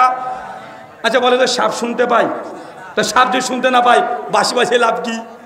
সাপ নাকি মানুষও হয়, ওই যে সিনেমাতে দেখায় সাপ মানুষ হয়ে গেছে। যদি আপনি দুটো সাপের মধ্যে একটা সাপকে মেরে দেন, আপনার মা বলে এই তুই একটা সাপকে মেরেছিস, আর একটা সাপ আছে ও কোনোদিন এসে তোকে কামড়ি দিবে। ভাই বলে কি বলে না? মানে আপনি এগুলো হচ্ছে ধর্মের মধ্যে কি কুসংস্কার। আল্লাহ নবী এই জন্যই বলছেন যে আল্লাহ সুবহানাহু ওয়া তাআলা যে দিন দিয়েছে, যে ধর্ম দিয়েছে, সে ধর্মকে যদি বিকৃত করেন, ধর্মের যা আছে সে ধর্মকে পালন না করে যদি নতুন কিছু মতবাদ তৈরি করেন, নবী কিয়ামতের মাঠে আপনাকে বলবে সুকান সুকাল্লিমান গৈরিবাদি, দূর হও হতভাগা, তুই আমার উম্মত না, আজকে আমার সামনে থেকে চলে যা। আল্লাহ নবী আপনাকে উম্মত হিসাবে স্বীকার করবে না। কি করবে না? স্বীকার করবে না। তাই ধর্ম যদি পালন করতে হয়, ধর্ম পালন হবে সে ধর্মগ্রন্থ দিয়ে। কি দিয়ে? আল্লাহ নবী বলছেন মান আমিলা আমালান লাইসা আলাইহি আমরুনা ফাহুয়া রাদ্দুন। কোন ব্যক্তি এমন কোন আমল করলো যে আমল আল্লাহ নবী আদেশ করে নাই, সে আমলটা যত ভালো হোক না কেন সে আমলটা বাতিল। চাচা কি? চাচা আমি জানি আপনি যখন নামাজ পড়েন, নামাজের পরে এই সম্মিলিত মুজাত না করলে যেন ভালো লাগে না আপনার, তাই না চাচা? মানে নামাজ পড়লাম, দুই হাত তুলে দোয়া না করলে মনে হয় না যে নামাজটা পড়ে তৃপ্তি পেলাম। মানে আজকে আলোচনা হবে, আলোচনার শেষে মাঝে মধ্যে যদি দাঁড়িয়ে গিয়ে সবাই বলে বলবো ইয়া নবী সালাম আলাইকা, ভালো লাগে না? ভালো লাগে কি লাগে না? আরে ভালো লাগে। মাঝে মধ্যে হুজুরের যখন একটু পানি খাওয়ার মানে সুযোগ হবে, তখন হুজুর বলবে আল্লাহুম্মা সাল্লি আলা, আপনারা বলবেন আর হুজুর চা খাবে। আসে না নাই কথা বলেন? মানে এগুলোতে এই ওয়াজ মাহফিলের মানে একটা ভাব পরিবর্তন করে দেয়। যেমন চাচা আপনি ফরজ নামাজের পরে যে একটু মুনাজাত করতে না পারেন, আপনার জন্য ভালো লাগে না। আপনি দুঃখ করে বলেন যে ভাই কিছু কিছু নতুন হুজুর এসেছে, এরা মুনাজাতি তুলে দিল রে বাবা, এরা মুনাজাতি এরা আর করতে দেয় না। আরে ভাই আমরা তো আল্লাহর কাছে তো চেয়েছি, অন্য কারো কাছে তো চাইনি। আরে হাতই তো তুলেছি, পা তো আর তুলিনি, খারাপ কেন হবে? চাচা বলে কি বলে না? আপনারা অনেকেই বলেন এই কথা, তাই না? আমি জানি যে নামাজের পরে মুনাজাত না করলে নামাজের যেন কেমন একটা ভাব আসে না, অথচ আমলটা বাহ্যিক দিক থেকে ভালো হলেও আমার নবী যেহেতু করেনি, এই আমলটা কি কি কথা বলেন? বাতিল। এখন আপনি বলতেন হুজুর আরে হাতই তো তুলেছি, সমস্যা কোথায়? দোয়া করবো, হাত তুলবো না। চাচা বাথরুম ঘরে ঢোকার দোয়া আছে না নাই? তো হাত তুলেন না কেন? কেন তুলবেন না? ওটা দোয়া না? বাথরুম থেকে বের হওয়ার দোয়া আছে না নাই? তো হাত কেন তোলেন না? আপনি হাত তুলবেন, হাত তোলা যাবে না চাচা? তো ওটা তো দোয়া। আপনি বলছেন দোয়ার আদব হচ্ছে হাত তোলা, তো বাথরুম ঘরে ঢোকার সময় হাত তুলে দোয়া করেন। চাচা এ জামা পরার দোয়া আছে না নাই? হাত তুলেছেন। জুতা পরার দোয়া আছে না নাই? হাত তুলেন। বাড়ি থেকে বের হওয়ার দোয়া আছে না নাই? হাত তুলেন। গাড়িতে ওঠার দোয়া আছে না নাই? হাত তুলেন। রাত্রিবেলাতে স্ত্রীর কাছে যখন যান সেই সময় দোয়া আছে না নাই? কে কে হাত তুলেন? কে হাত তুলেন না আপনারা? কেন আপনি যে মনে করছেন দোয়া মানে হাত তুলতে হবে, হাত না তুলে নাকি দোয়া হয় না? তো আপনি সেই সময় দোয়া কেন তো আপনি হাত তুলেন না? তার মানে বোঝা গেল যে আপনার মন যা চাই সেইভাবে ইবাদত করলে কিয়ামতের মাঠে আল্লাহ নবী কি করবেন?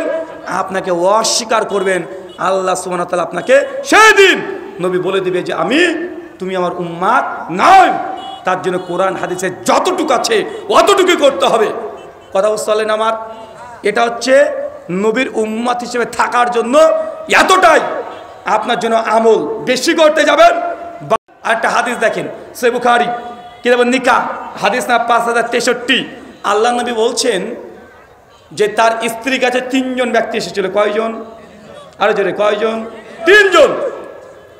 তিনজন ব্যক্তি এসে আল্লাহ নবীর স্ত্রীকে জিজ্ঞাসা করছেন যে আমাদের নবী রাত্রিবেলাতে কি কি আমল করতেন একটু বর্ণনা করেন। তখন আল্লাহ নবীর স্ত্রী বলেছেন যে তোমাদের নবী এই আমল করতেন। তিনজন সাহাবী তখন বলছে কোথায় আল্লাহ নবী, কোথায় আমরা? তিনি তো নবী, তিনি যে আমল নাও করে তারপরে জান্নাতে যাবে, কিন্তু এই কয়েকটা আমল করলে হবে না। তিনজনের মধ্যে একজন বলছে যে আমি সারা রাত্রি ধরে আমি তাহাজ্জুদে নামাজ পড়বো। কোন নামাজ চাচা? একজন সারা রাত পড়বেও।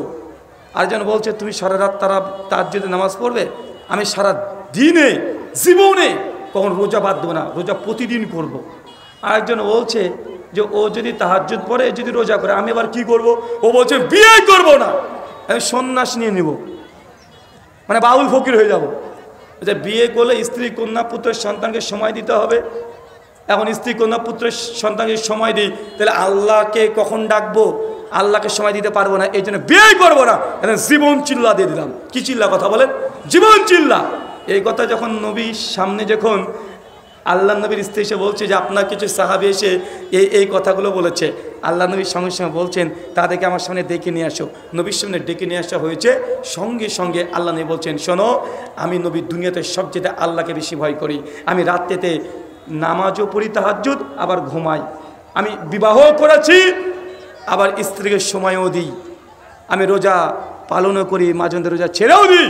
ফামান রাগিবান সুন্নাতি ফালাইসা মিন্নি, যে ব্যক্তি আমার এই সুন্নাতের উল্টো কাজ করবে সে আমাদের দলভুক্ত না।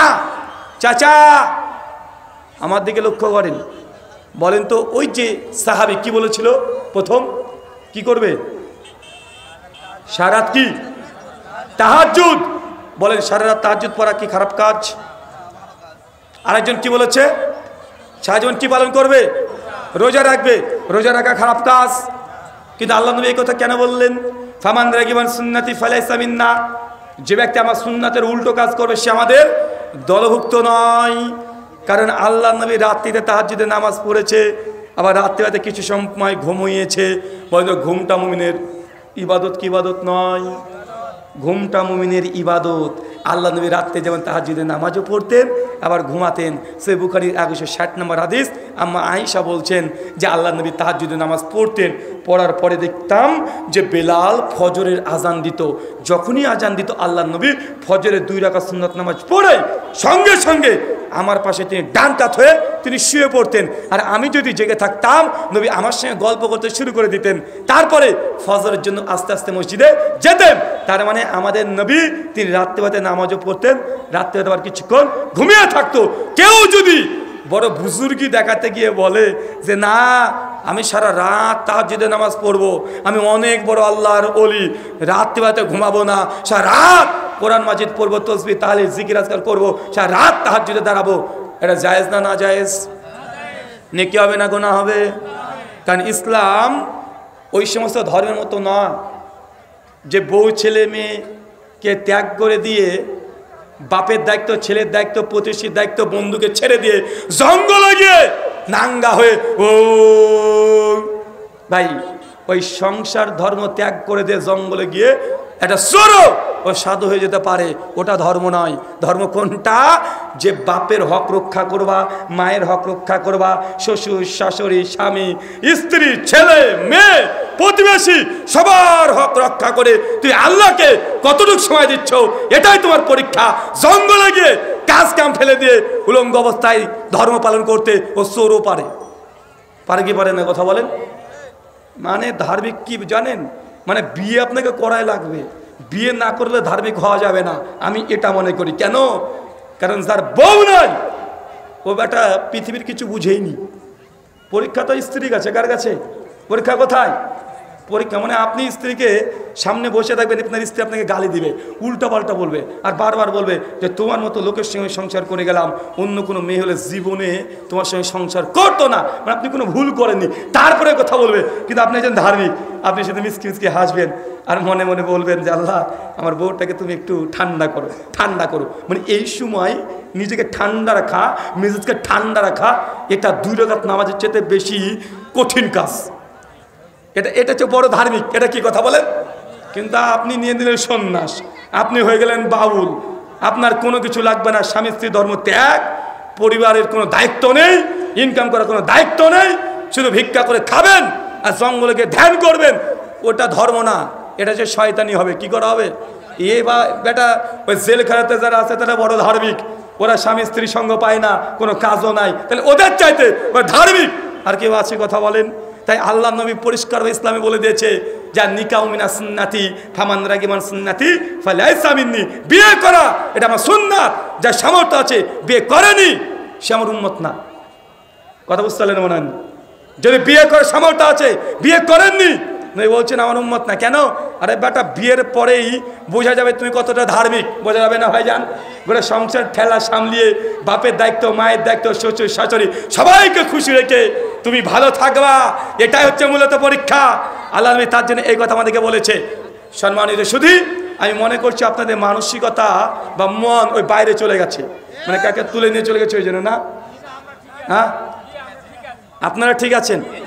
ওই পেছনে কিছু মানুষ চলে গেছে, ভাবছেন যে কি হলো, ওই কি হলো টেনশন করেন না, যা হয়েছে হয়েছে। তাকে মানে নিয়ে চলে গেছে নাকি? হ্যাঁ, 3 তার মানে বোঝা গেল নবীর যদি উম্মত কারা নয়, যারা ধর্মের মধ্যে সীমা লঙ্ঘন করেছে, বাড়াবাড়ি করেছে, ধর্মে যা নাই সেটা পালন করেছে, সেটা ভালো হলেও সেটা ভালো না।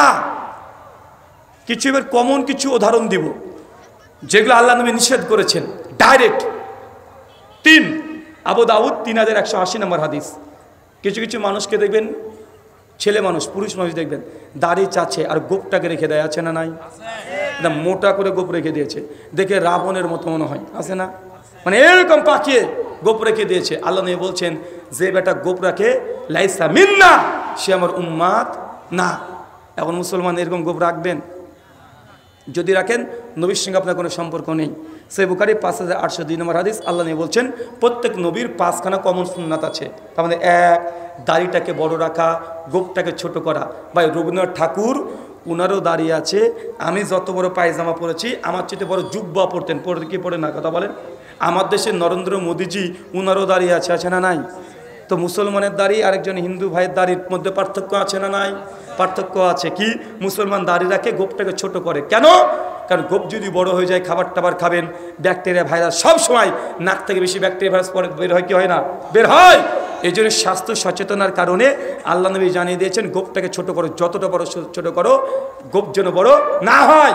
তো রবীন্দ্রনাথ ঠাকুরেরও দাঁড়িয়ে আছে, আমারও দাঁড়িয়ে আছে, উনারও জুব্বা আছে, আমারও জুব্বা আছে। তার মানে কি পার্থক্য নাই? পার্থক্য আছে। আল্লাহ নবী বলেছেন মুসলমান তুমি দাড়িটাকে বড় রাখবা, গোপটাকে ছোট করবা।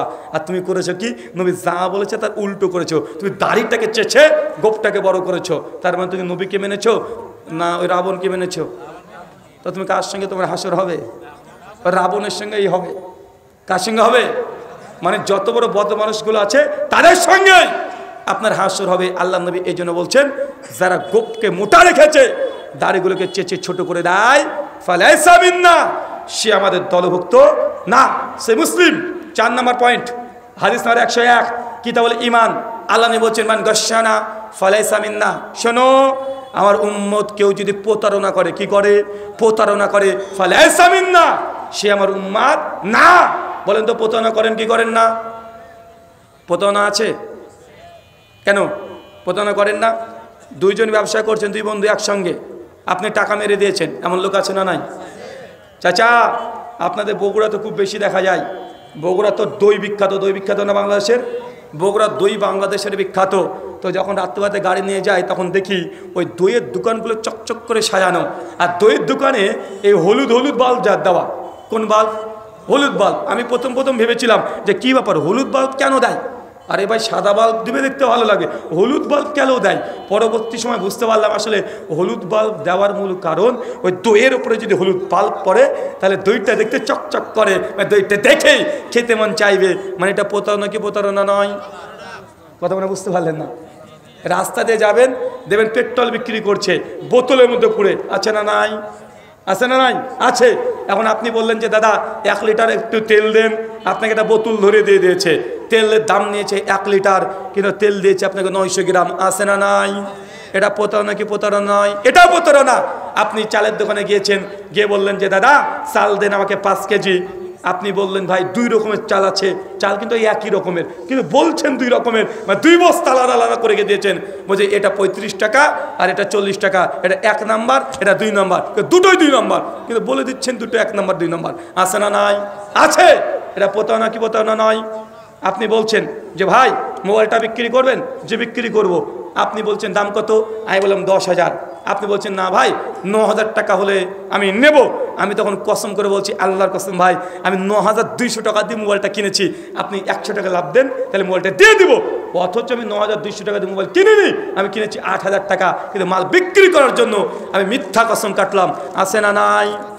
আল্লাহ নিয়ে বলছেন কেউ যদি মিথ্যা কসম কেটে পণ্য বিক্রি করে তার বেচা কেনা বেশি হবে, তাহলে বরকত কমে যাবে, মানে বেচা কেনা বেশি হবে। মিথ্যা কসম কেটে বিক্রি করবেন, অনেক বিক্রি, কিন্তু রাত শেষে দেখবেন ক্যাশ বাক্স হাত রেখে দেবেন, টাকা নেই, সব মহাজনের বাড়িতে। আছে না নাই? প্রতারণা করে কেউ কখনো বড় হতে পারে না। বড় থাকবে 10 বছর, 20 বছর, 30 বছর, তারপরে ফকির হয়ে যাবে। আপনি দেখবেন যারা প্রতারণা করেছে, সুদ খেয়েছে, ঘুষ খেয়েছে, জনগণের টাকা আত্মসাৎ করেছে, আপনার দেশের প্রধানমন্ত্রী তো টিকতে পারেনি। টিকতে পেরেছে? কথা বলেন, পেরেছে? মানুষের হক যদি কেউ নষ্ট করে টিকতে পেরেছে? অবশ্য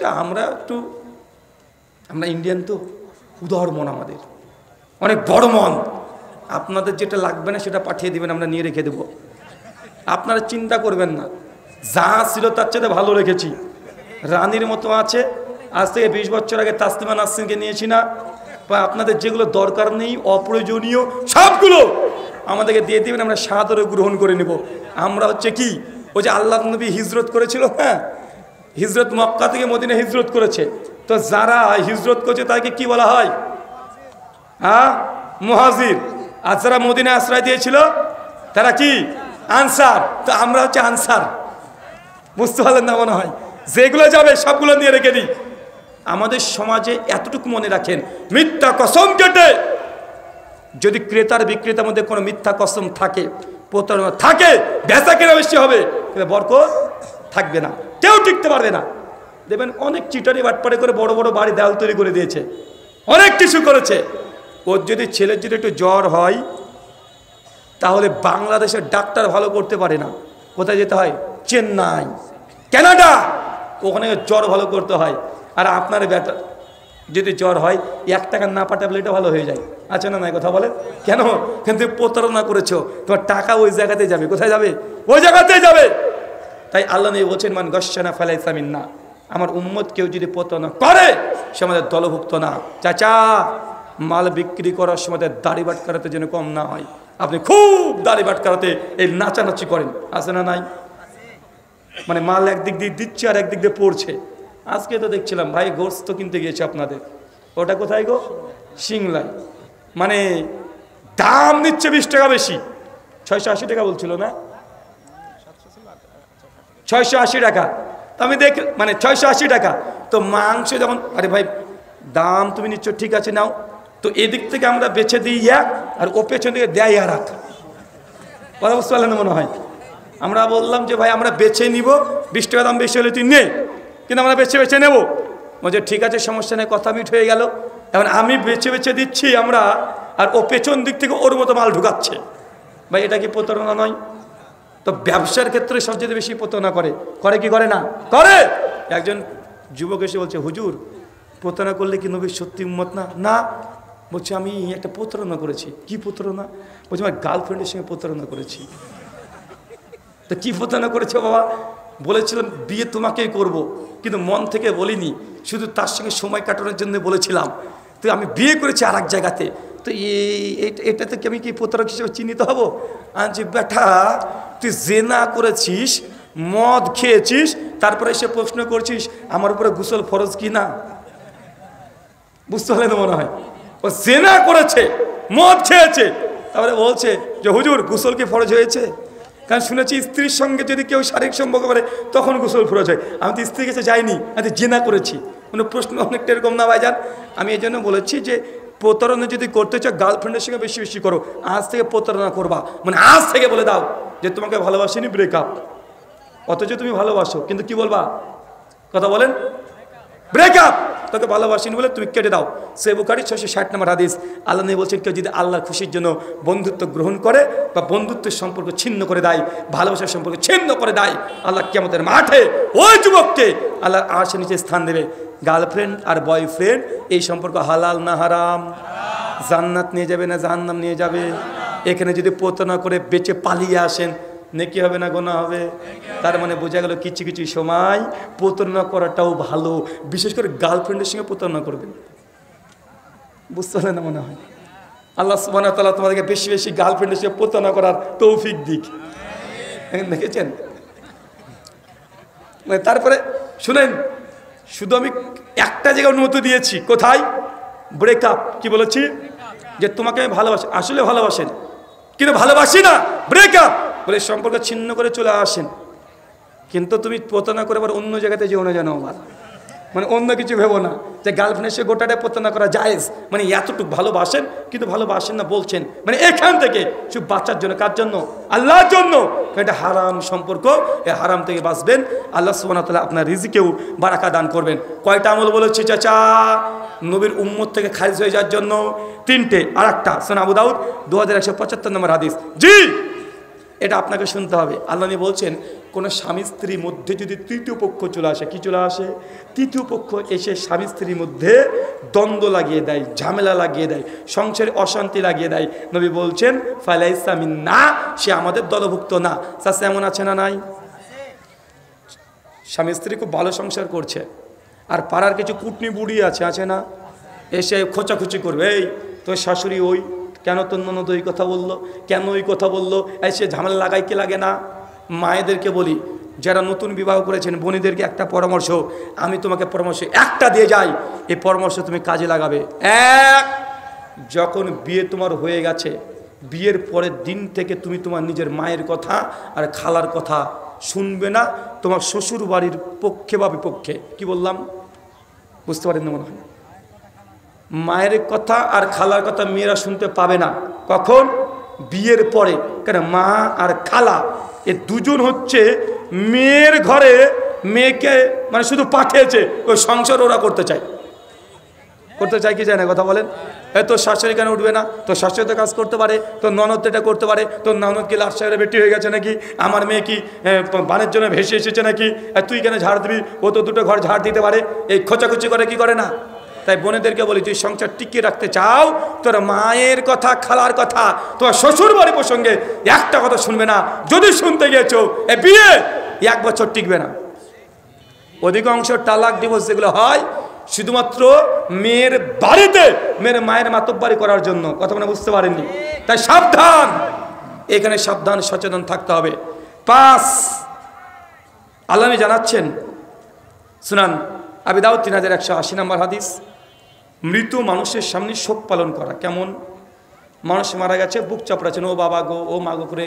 কিছু কিছু মেয়ে মহিলারা আছে না নাই, বুক চাপড়াচ্ছে, তার কি বলছে, ছন্দ দিয়ে কান্না করছে, আমার বাপ এই খেতে চেয়েছিল, মানে কত কিছু করে, মাতম করে, আছে না? নবী বলছেন, যে মৃত ব্যক্তি যিনি মাতম করে, ফালাইসা মিন্না, সে আমাদের দলভুক্ত না। কিয়ামতের মাঠে আল্লাহ নবী আপনাকে অস্বীকার করবে। মেয়েরা, মায়েদের কাছে পরামর্শ, আপনি মৃত মানুষের সামনে বেশি বেশি কান্নাকাটি করেন, বেশি বেশি চেঁচামেচি করেন। আমি জানি আপনার আত্মীয় যদি মারা যায়, বাবা মা ছেলে যদি মারা যায়, হৃদয় থেকে রক্তক্ষরণ হবে, কান্না অবশ্যই আসবে, কিন্তু মাতম করে নয়, চিৎকার দিয়ে নয়, বুক ফেরা দিয়ে, মানে পোশাক আশাক কোন দিকে আছে কোনো হুঁশ নেই, এমন আছে না নাই? যদি কান্না করতে মনই চাই, দৌড়তে দৌড়তে গিয়ে মাঠে চলে যান, জঙ্গলে চলে যান, ঘরের মধ্যে চলে যান, বুক ফাটে কান্না করেন, কিন্তু মৃত মানুষের সামনে কান্না করা যাবে না। সামান্য চোখের পানি বের হতে পারে, স্বাভাবিক যে মানবিক যে দুঃখ বেদনা থেকে কিছু কান্না আসতে পারে, কিন্তু মাতম করে চিৎকার মেরে হাউমা করে কান্না করা, আর সেই মৃত ব্যক্তির পেছনকার জীবনীকে একদম জীবনী শুনে শুনে কান্না করা, আল্লাহ বলছেন লাইসা মিন্না, তারা আমাদের অন্তর্ভুক্ত না। আপনাকে আর একটা পরামর্শ দিয়ে যায়, মৃত মানুষকে আল্লাহ নবী বলছেন, আরে জীবিত মানুষকে আঘাত করলে যতটা লাগে, মৃত মানুষকে সেম যদি আঘাতটা করে তার ডবল লাগে। কি লাগে বুঝতে পারলেন না মনে হয়? মানে এই যে একটা মানুষকে আপনি একটা থাপ্পড় মারলেন জীবিত, যতটা ব্যথা পেল এই ত্বকে, একটা মানুষ যখন মারা যায় তারপর যদি সে মানে আঘাতটা করা হয় তার ডবল লাগে।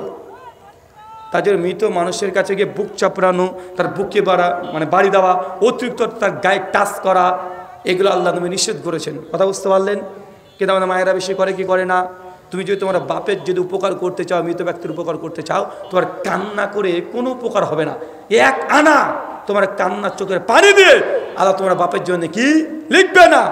যদি কিছু করতে চাও, সেই মুসলিমের হাদিস, আল্লাহ নবী বলছেন মানুষ মারা গেলে তার প্রত্যেক আমল বন্ধ হয়ে যায় ইল্লা সালাসা, তিনটে আমল শুধুমাত্র চলতে থাকে। এক, সাদগায়ে জারিয়া, মৃত মানুষের নামে দান সাদগা করবেন। ভালো ভালো কাজ যেগুলো আছে, মসজিদ তৈরি করে দেওয়া, মাদ্রাসা তৈরি করে দেওয়া, একটা এতিম মানুষকে নিয়ে এসে তার দায়িত্ব নিয়ে নেওয়া, কোনো বিধবা নারী থাকলে তার খরচ বহন করা, এলাকাতে যদি টিউবওয়েল না থাকে টিউবওয়েল পুঁতে দেওয়া, ওযুখানা করে দেওয়া, সামাজিক কাজ করা, এই কাজগুলো করবেন। এগুলো মৃত ব্যক্তির জন্য কল্যাণকর হবে। কথাকে বুঝতে পারলেন? কিন্তু আমরা করি যেগুলো করতে নেই সেগুলো আমরা বেশি বেশি করি, আছে না নাই?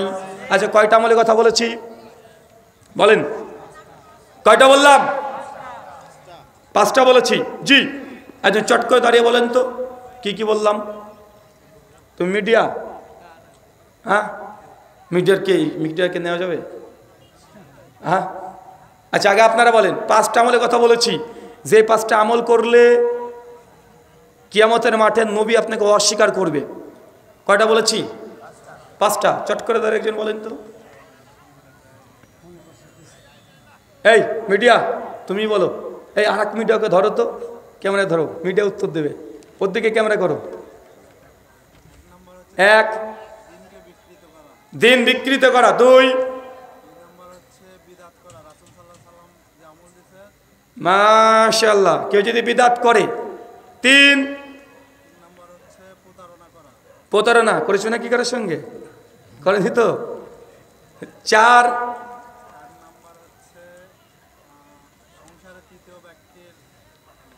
স্বামী স্ত্রীর মধ্যে ভাঙন ধরানো ব্যক্তি। 5,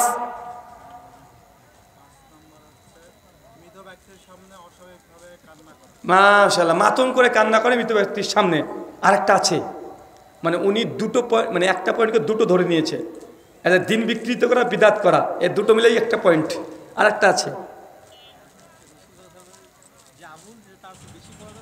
আরে ওটাই একই, ওটা শুধু ব্যাখ্যাতে বলেছি। আরে ওটা প্রতারণার মধ্যে বলেছি।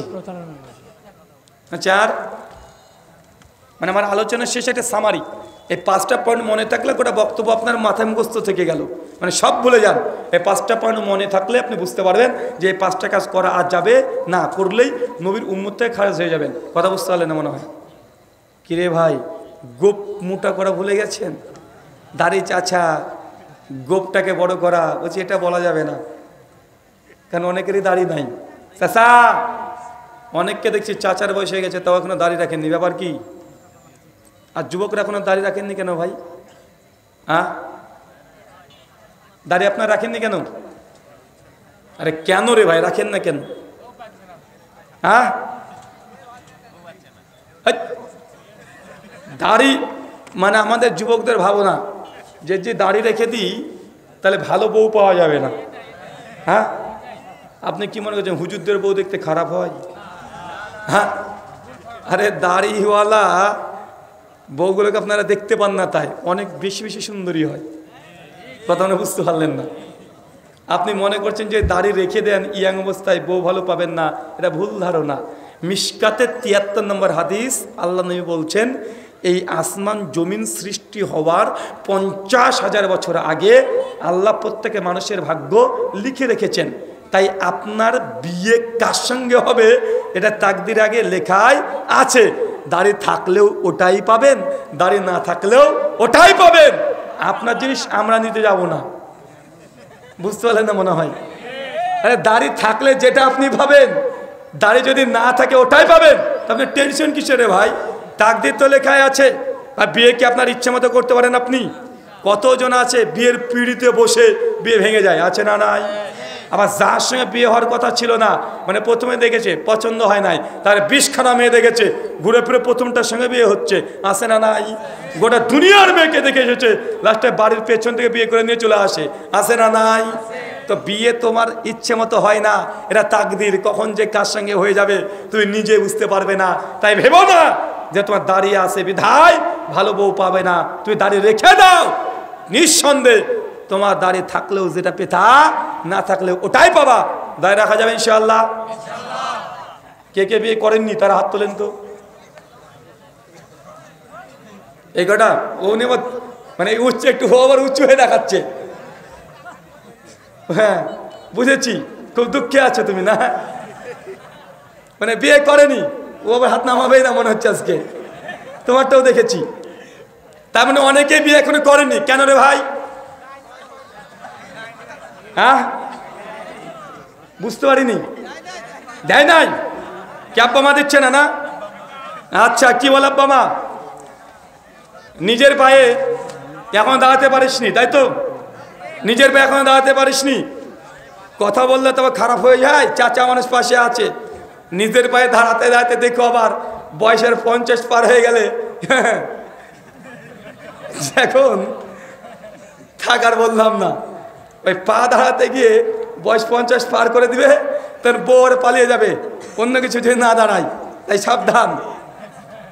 যাই হোক, যদি এমনই হয়, সূরা নূর 34 নম্বর আয়াত নিয়ে আব্বার কাছে চলে যাবা, বলবো আব্বা দেখো সূরা নূরের 34 নম্বর আয়াত আল্লাহ বলেছেন, কেউ যদি তার নিজের যৌবনকে হেফাজত করার জন্য বিয়ে করে, আল্লাহ তার রিজিক বাড়িয়ে দেয়। কি করে কথা বলেন? রিজিক বাড়িয়ে দেয়। তো কোরআনের আয়াতটা বাড়িতে সুন্দর করে বড় করে প্রিন্ট করে দেওয়ালে লাগিয়ে রাখবে। কথা বুঝতে পারছেন? মানে বাংলার আরবি দুটোই একসঙ্গে একদম বড় ফেমে রেডি করে বাঁধিয়ে রাখবে। ইনশাল্লাহ বাপ মা যদি পড়া নাও জানে, হুজুরকে নিয়ে পাঠিয়ে দিবে। আল্লাহ সুবহানাহু ওয়া তাআলা তোমরা যারা বিয়ে করোনি, তোমাদের বিয়ে করা তৌফিক দান করে, সকলে পড়ে আমিন। প্রশ্নোত্তর হবে না ছুটি? হ্যাঁ প্রশ্ন তো দেবো। জি জি আচ্ছা, একজন আসেন তো, প্রশ্ন করেন তো।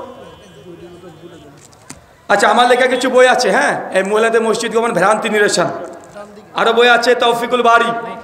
যারা আহলে কোরআন, শুধু কোরআন মানে হাদিস মানি না, তারা বুখারীর প্রায় 50 খানা হাদিসকে তারা অস্বীকার করতে চায়। যে যে হাদিসগুলোকে অস্বীকার করতে চায় তাদের পাল্টা জবাব দেওয়া হয়েছে এই বই।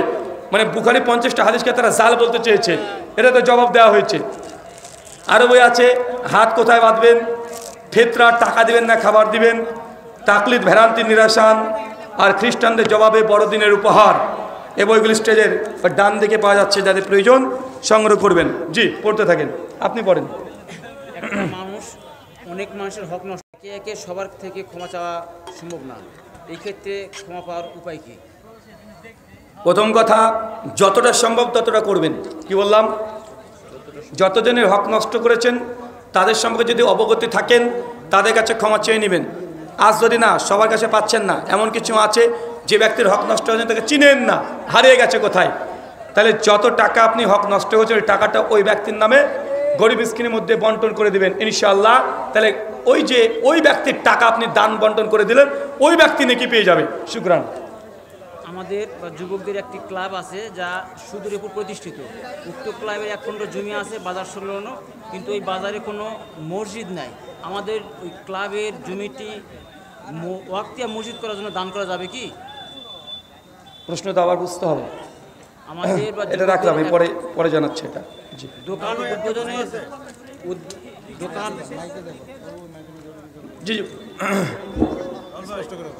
অনেকে বলে আকীদা মানহাজ ঠিক থাকলে হবে, দাড়ি না রাখলেও চলবে। আকীদা মানহাজ ঠিক থাকলেই হবে, দাড়ি না রাখলেও হবে। ভাই আকীদার মধ্যে দাড়ি চলে আসবে। হ্যাঁ, ওনার জন্য কি বলা যায়? উনি আবার আহলে হাদিস বলেন। আরে সর্বনাশ, আবার আহলে হাদিস। হ্যাঁ হ্যাঁ হুজুর মদ খায় আহলে হাদিস, এরকম নাকি? পরের প্রশ্ন। আমাদের সমাজে, এক মিনিট, আমাদের সমাজে এটা আছে। মূল কথা হচ্ছে দেখেন, দাড়ি রাখা ইসলামী এটা একটা বাহ্যিক আপনার জন্য একটা ফরজ বিধান। কেউ যদি কথা বলে দাড়ি রাখা জরুরত নেই, প্রয়োজন নেই, অস্বীকার করে, তাহলে সেটা কুফরির ফতোয়া জারি হবে। কিসের? কুফরি। আর কেউ যদি বলে যে না ভাই দাড়ি রাখা উচিত, নবী সুন্নাহ, এটা রাখতেই হয়, আমি রাখতে পারি না, নিজের গুনাহকে স্বীকার করে নাই, তাহলে এই ব্যক্তিকে কুফরি ফতোয়া দেওয়া যাবে না। কেন? এ ব্যক্তি ফাসেক, সে হুকুমকে স্বীকার করেছে। কিন্তু কেউ যদি কটূক্তি করে তাহলে কি হবে? সে কুফরি করছে। তার জন্য কেউ যদি বলে আকীদা মানহাজ ঠিক থাকলেই হবে, দাড়ি রাখার দরকার নেই, তো ন্যাংটায় ঘুরে বেড়াও। হ্যাঁ, আকীদা মানহাজ ঠিক রেখে ন্যাংটায় ঘুরে বেড়াও। পোশাকটাও তো পোশাক, তাই না? পোশাক নাভি থেকে হাঁটু পর্যন্ত পোশাক, তাই নাভি থেকে হাঁটু উন্মুক্ত করতে ঘুরে বেড়াও। তোমার আকীদা মানহাজ ঠিক আছে। ফেরেশতা দেখবে তোমার কবরে কীভাবে সাইজ করে। জি, দোয়ার পর দুই হাত মুখে নিয়ে মাসল করা যাবে কি? সুনান আবু দাউদ 1488 নম্বর হাদিস, কিতাব দোয়া।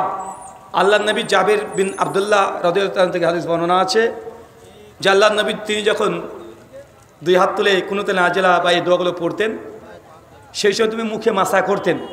শেখ আল্লামা নাসিরুদ্দিন আলবানী রাহিমাহুল্লাহ এই হাদিসের সনদকে সহিহ বলেছেন। তবে আমার যতটুকু তাহাকিক আমি করেছি, এই হাদিসের মান জয়ীফ নয়, হাসান লি গয়রিহি কমপক্ষে 3টে সনদ পাওয়া যায়। শেখ শোয়েব আরনাউত তার সুনান আবু দাউদের তাহাকিকে হাদিসকে হাসান লি গয়রিহি বলেছেন। হাফেজ জুবার আলী জাইর রাহিমাহুল্লাহ তার সুনান আবু দাউদের তাহাকিক 1488-তে তিনি হাদিসকে হাসান লি গয়রিহি বলেছেন। শেখ ইরশাদুল হক আল আসারি হাফেজাহুল্লাহ, যার ব্যাপারে শেখ নাসিরুদ্দিন আলবানী রাহিমাহুল্লাহ তার সিলসিলা হাদিসুস সহিহার মধ্যে আলোচনা করতে গিয়ে বলছেন, আল্লামা আল মুহাক্কিক আল মুহাদ্দিস হাফেজ ইরশাদুল হক আসারি, মানে আমি যার রেফারেন্স দিচ্ছি, মানে আপনারা হয়তো এনাদেরকে না চিনতেও পারেন, তার জন্য বলছি আল্লামা আলবানী রাহিমাহুল্লাহ ইরশাদুল হক আসারিকে তিনি উস্তাদ বলে সম্বোধন করেছেন। তার সহিহার মধ্যে তিনার একটা মাকালাত আছে গোটা শুধু এই হাদিসের উপরে, দীর্ঘ আলোচনা, প্রায় 40 পৃষ্ঠা ধরে তিনি তাহকিক এবং তাখরিজ করেছেন এবং তিনি সিদ্ধান্ত দিয়েছেন এই হাদিস জয়ীফ না, এই হাদিস হাসান লি গয়রিহি। অতএব কেউ যদি দোয়ার পরে মুখ মাসা করে বিদআত ফতোয়া ঠিক নয়, তবে এটা করতে হবে, না করলে হবে না, দোয়ার অংশ এমন মনে করা যাবে না। তবে কেউ যদি করে তাকে বেদাত বলা যাবে না, জাস্ট একটা মুস্তাহাব আমল। কি আমল? মুস্তাহাব আমল। কেন? নবী থেকে প্রমাণিত নয় আমলটা, সাহাবী থেকে প্রমাণিত। কথা বুঝতে পারলেন? তাই সাহাবীদের কোনো আমলকে বেদাত বলা যাবে না। নবী থেকে করলে হয় সুন্নাত, সাহাবীদের আমল আছে, সেক্ষেত্রে জাস্ট আমরা এতটাই বলতে এটা মুস্তাহাব, করলে নাকি বা গুনাহ এর মধ্যে আমার যাওয়া দরকার নেই, জায়েজ, বেদাত হবে না। শুকরান। দোকান উদ্বোধন উপলক্ষে কোরআন খতম ও হুজুর দ্বারা দোয়া করা যাবে কিনা? কিসের উপলক্ষে? দোকান উদ্বোধনী উপলক্ষে হুজুরকে নিয়ে গিয়ে সূরা ফাতিহা বা অন্য কিছু পড়তে পারবেন কি পারবেন না, প্রয়োজন নেই। সূরা ফাতিহা আপনার জানা আছে না? আছে না? নাই? আপনি পড়বেন, বিয়ে আপনি করবেন, সন্তান আয়োজন করে দিলে হবে? হ্যাঁ, দোকান আপনার, বাড়ি আপনার, আপনি যদি জানাই তাকে আপনিই করেন। এত হুজুরের উপরে ডিপেন্ডেন্ট কেন? সব কিছুতে হুজুর ডাকতে হবে? হুজুরের সবসময় বাসরাতে নিয়ে বসিয়ে রাখবেন নাকি? সব পাগল কোথাকার, এগুলো আপনার কাজ, আপনি করবেন। এক বৈঠকে স্ত্রীকে 3 তালাক দেওয়া, এক বৈঠকে বউকে 3 তালাক দেওয়া যাবে কি যাবে না? আপনার বউ, আপনার ইচ্ছা, আমি কি বলবো রে ভাই? বউ কি আমার নাকি? শোনেন, এক বৈঠকে কেউ যদি 3 তালাক দেয়, তা তালাকে সালাসা ওয়াহিদা, সেই মুসলিমের হাদিস, 3 তালাক এক মজলিসে দিনে 3 নয়, এটা 1 তালাকই হবে। কিছু কিছু আমাদের ভাইয়েরা বলে, কেন রে ভাই, 3 বার যদি তুমি একটা মানুষকে গুলি মারো তো কয়টা গুলি লাগবে? 1 বার না 3 বার? অবশ্যই 3 বার। আমার কিউট বয় এ কথাই বলেছে। আমার কিউট বয় বলছে 3 বার যদি তালাক দেয় এক বৈঠকে, তা 3 তালাকই হয়ে যাবে। যেমন 1 2 3 কবার মেরেছি? 3 বার। তো এটা 1 বার হবে নাকি? আমার কিউট বয় বলছে, আবরা সাহেব উনি বলছেন, আর আহলে হাদিসরা বলে যে 3 বার বউকে তালাক দিয়েছে, কিন্তু 1 বার বলছে। তার মানে আহলে হাদিসরা এরা গুনতেও জানে না। চাচা, আমার কিউট বয়কে আমি বলেছিলাম, তুমি যখন বিয়ে করতে গিয়েছিলে, সিলেটের মানুষ তো তুমি, বিয়ের সময় তো সিলেটেই করবে। তো আমার কিউট বয় যখন তার বউকে বিয়ে করতে গিয়েছিল, সেই সময় হুজুর যখন এসে বলেছিল যে অমুকের মেয়ে এত টাকা দেনে মোহরে তোমার সঙ্গে বিবাহ করতে ইচ্ছা পোষণ করেছে, কবুল বলেছে, তো কিউট বয় তুমি কি এই বিবাহতে সম্মতি পোষণ করছো? তুমি কি বলেছিলে? জি আলহামদুলিল্লাহ কবুল। কিউট বয়, কবুল কয়বার বলেছে? 1 বার না 3 বার? 3 বার। তো বিয়ে কয়বার হয়েছে? 1 বার না 3 বার? তো এক মজলিসে 3 বার যদি কবুল বলে এক বিয়ে হয়, তো এক বৈঠকে 3 বার তালাক দিলে কেন 3 তালাক হবে? কেন এই বেনসাফি? কথা না বুঝতে পারলেন না? উনি বলছেন যে না, এক বৈঠকে 3 তালাক দিলে 3 তালাক হয়ে যাবে, এক বৈঠকে 3 তালাক দিলে 1 তালাক হবে না, বরং 3 তালাক হবে। তো আমি ধরেন কেউ যদি তার বউকে একসঙ্গে এক মজলিসে 100 তালাক দেয়, কয় তালাক হবে? আরে এটা তো আমরা বলবো একটা, ওরা কয়টা বলবে? 3টা। তো 3টা কেন ভাই? দিয়েছে তো 100টা। 100টা তালাক হওয়ার কথা না? 100 তালাক দিয়েছে তো 100টা হওয়ার কথা। জবাব দিয়ে আমার কিউডু ভাই বলেছে, আরে একজন পুরুষকে তো 3-এর অধিক তালাক দেওয়া জায়েজই না, তার কাছে পাওয়ারই নেই যে 3-এর বেশি তালাক দিবে। শরীয়তে ইজাজতই নাই 3-এর বেশি তালাক নাই। তার জন্য তুমি 1 কোটি তালাক দিলেও 3 তালাক হবে। এটা কিউডু ভাইয়ের ব্যাখ্যা। আমার tit for tat anti venom. কিউডু ভাই, তোমাকেও এক মজলিসে একবারই তালাক দেওয়ার অধিকার দেওয়া হয়েছে, পাওয়ার দেওয়া হয়েছে। তুই যদি 1 কোটি তালাক দাও তো 1 তালাকই হবে। যেমন তুই 3-এর অধিক তালাক দিলে 3 তালাকের বেশি তুমি বলো না, তেমনি একইভাবে একজন পুরুষকে এক মজলিসে একবারই তালাক দেওয়া নবীর কথা সহিহ বুখারী মুসলিমের হাদিস দ্বারা প্রমাণিত। তাই এক বৈঠকে যদি 1 কোটি তালাক দেওয়া হয় 1 তালাক হবে। কথা কি ক্লিয়ার না ভেজাল আছে? জি। আহলে হাদিস বক্তাদের একত্রিত ও পুরো আহলে হাদিস সংবদ্ধ হওয়ার উপায় কি? গোটা আহলে হাদিস কমিউনিটিকে এক করতে গেলে করণীয় কি? মনে রাখবেন, মতভেদ হওয়া এটা ইলমের লক্ষণ। কি হওয়া লক্ষণ? যারা মূর্খ তাদের মধ্যে কোনো মতভেদ হয় না, কারণ মূর্খ এই একজন বলবে সবার পেছনে ছুটবে। কথা বুঝতে পারলেন না মনে হয়? কথা বুঝেননি? এই যে গরু ছাগল ভেড়াকে দেখেন না, ভেড়া যদি একটা শিয়াল ডাকে তো সবাই হা হা করে ডাকতে শুরু করে। একটা ছাগল যদি আগে চলে যায় তার পেছনে পেছনে 100 ছাগল চলে যায়। যখন ইখতিলাফ হচ্ছে, ইখতিলাফ কেন হয়? তার মানে ইখতিলাফটা জ্ঞানী হওয়ার লক্ষণ। বুঝেননি মনে হয়? তাই উলামাদের মধ্যে যদি মতভেদ হয় তার মানে ইলমি ইখতিলাফ, এর মধ্যে জনগণ ঢুকবেন না। তোমাকে মাতব্বরি করে কমেন্টে গিয়ে কখন শেখ আব্দুর রাজ্জাক বিন ইউসুফের পক্ষে চলে যাবে, কখন বিপক্ষে চলে আসবে, কখন ডক্টর গালিব স্যারের বিপক্ষে চলে যাবে, কখন পক্ষে চলে আসবে, আরেকজন মুজাফফর বিন মোহসেনের পেছনে, কখন তুমি এর পেছনে। তোমাকে এর মধ্যে যাওয়ার দরকার নেই। কথা বুঝতে পারলেন না ভাইজান? রাজনীতি নেতাদের দ্বন্দ্বের মধ্যে সাধারণ জনগণ যদি ঢুকেছো তো তুমি মরবা, নেতার কিছু হবে না। আর হুজুরদের মতভেদের মধ্যে যে তুমি ঢুকেছো, তোমার জীবন শেষ, পরকালে শেষ। হুজুরদের কিছু হবে না। হুজুররা কিন্তু গোল টেবিলে বসে সবাই চা একসঙ্গে খাবে, সালাম মুসাফা সবই হবে, সব কিছুই চলবে, কিন্তু বিপদে কিন্তু তুমি বেটা পড়বে। কথা বুঝতে পারলেন না মনে হয়? ভাই, তাদের ব্যক্তিগত সমস্যা, স্বামী স্ত্রীর মধ্যেই তো সংসার চলে না, চলে নাকি? 10 বছর সংসার করে পরে তালাক হয়ে যায়, বাচ্চা 3টা আছে, তারপরে ডিভোর্স হয়ে যায়, হয় কি হয় না? তো সংগঠন ছিল, এখন সংগঠন তাদের মনোমালিন্যের কারণে একসঙ্গে থাকতে পারেনি, 2টো হয়েছে, 10টা হোক, তোমার সমস্যা কোথায়? শুধু দেখো সংগঠনগুলো কাজ করছে কি করছে না। যদি ইসলামের জন্য কাজ করে, সব সংগঠনে আমরা আছি না নাই? যদি সংগঠন করে কেউ যদি ইসলামের দুশ্মনী করে, তার সঙ্গে আমরা নাই।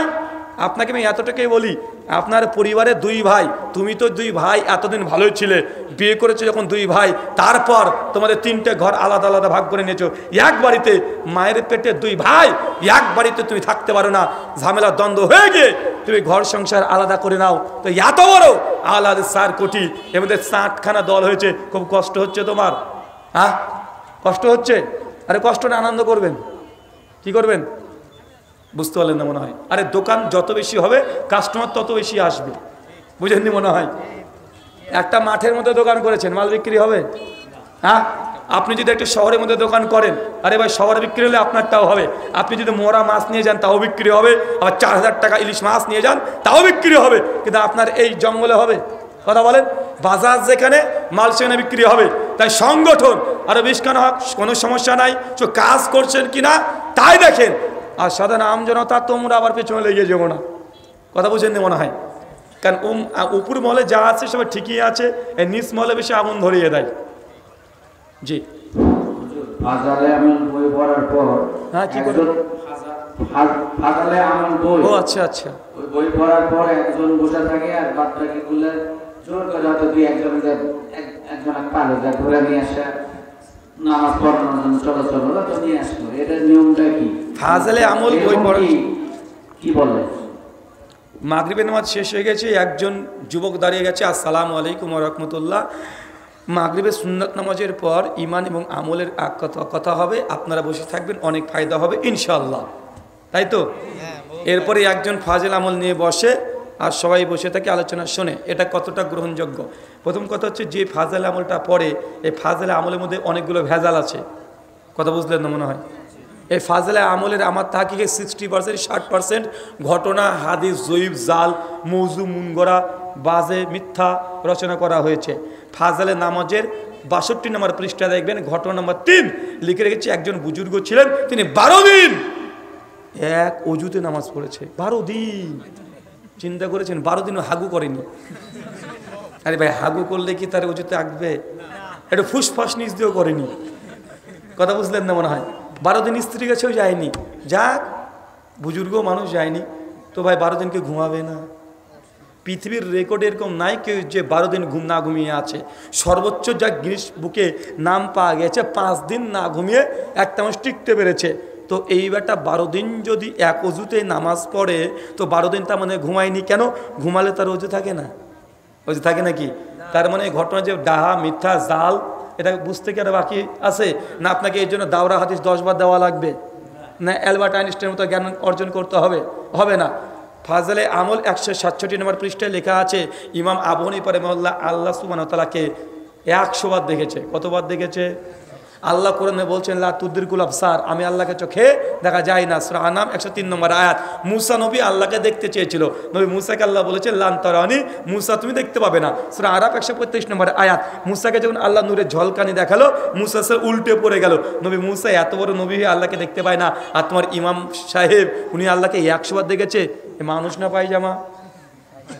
মানে আপনাকে বলছি যে বিশ্বাস করে, যেগুলো পড়ে ফাজালে আমলের যদি বলতে যে অনেক আছে।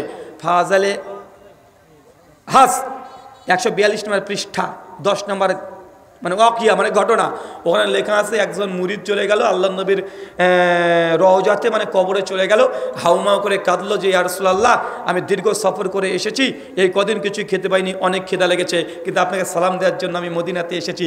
ইয়া রাসূলুল্লাহ, আমি অনেক ক্ষুধার্ত। এই করতে করতে করতে করতে বেচারা ঘুমে গেল। নবী আমার স্বপ্নে আসলেন, তাকে এসে রুটি দিলেন, তখন ও স্বপ্নের মধ্যে একটু রুটি খেয়েছে আর একটু হাতে এসে ঘুমটা ভেঙে গেছে।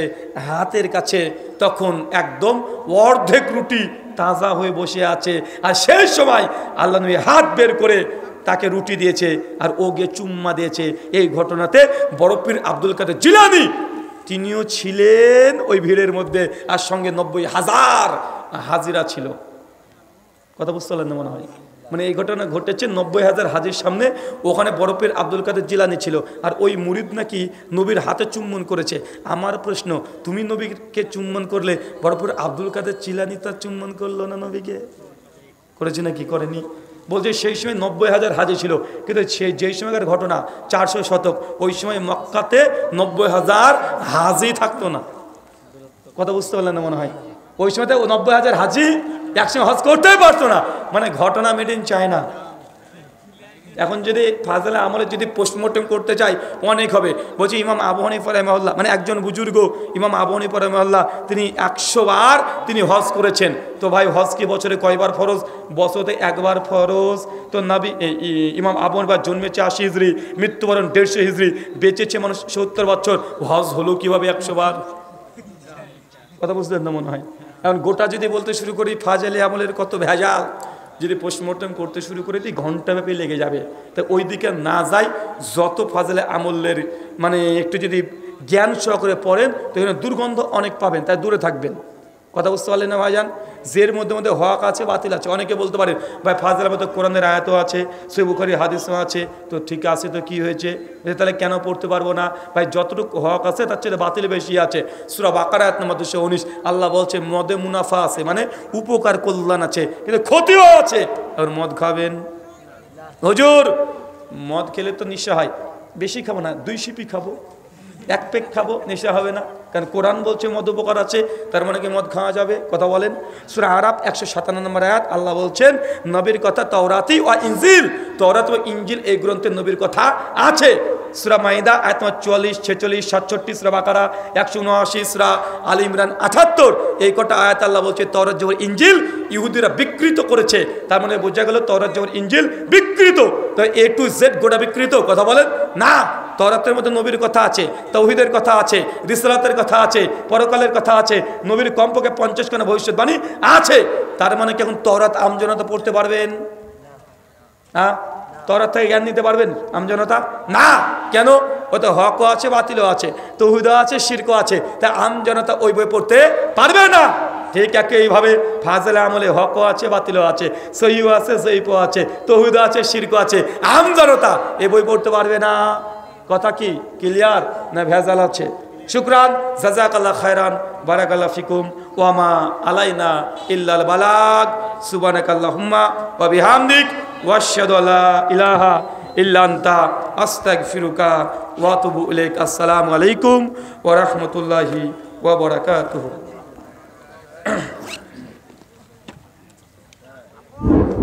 আসসালামু আলাইকুম। আমরা দীর্ঘ সময় থেকে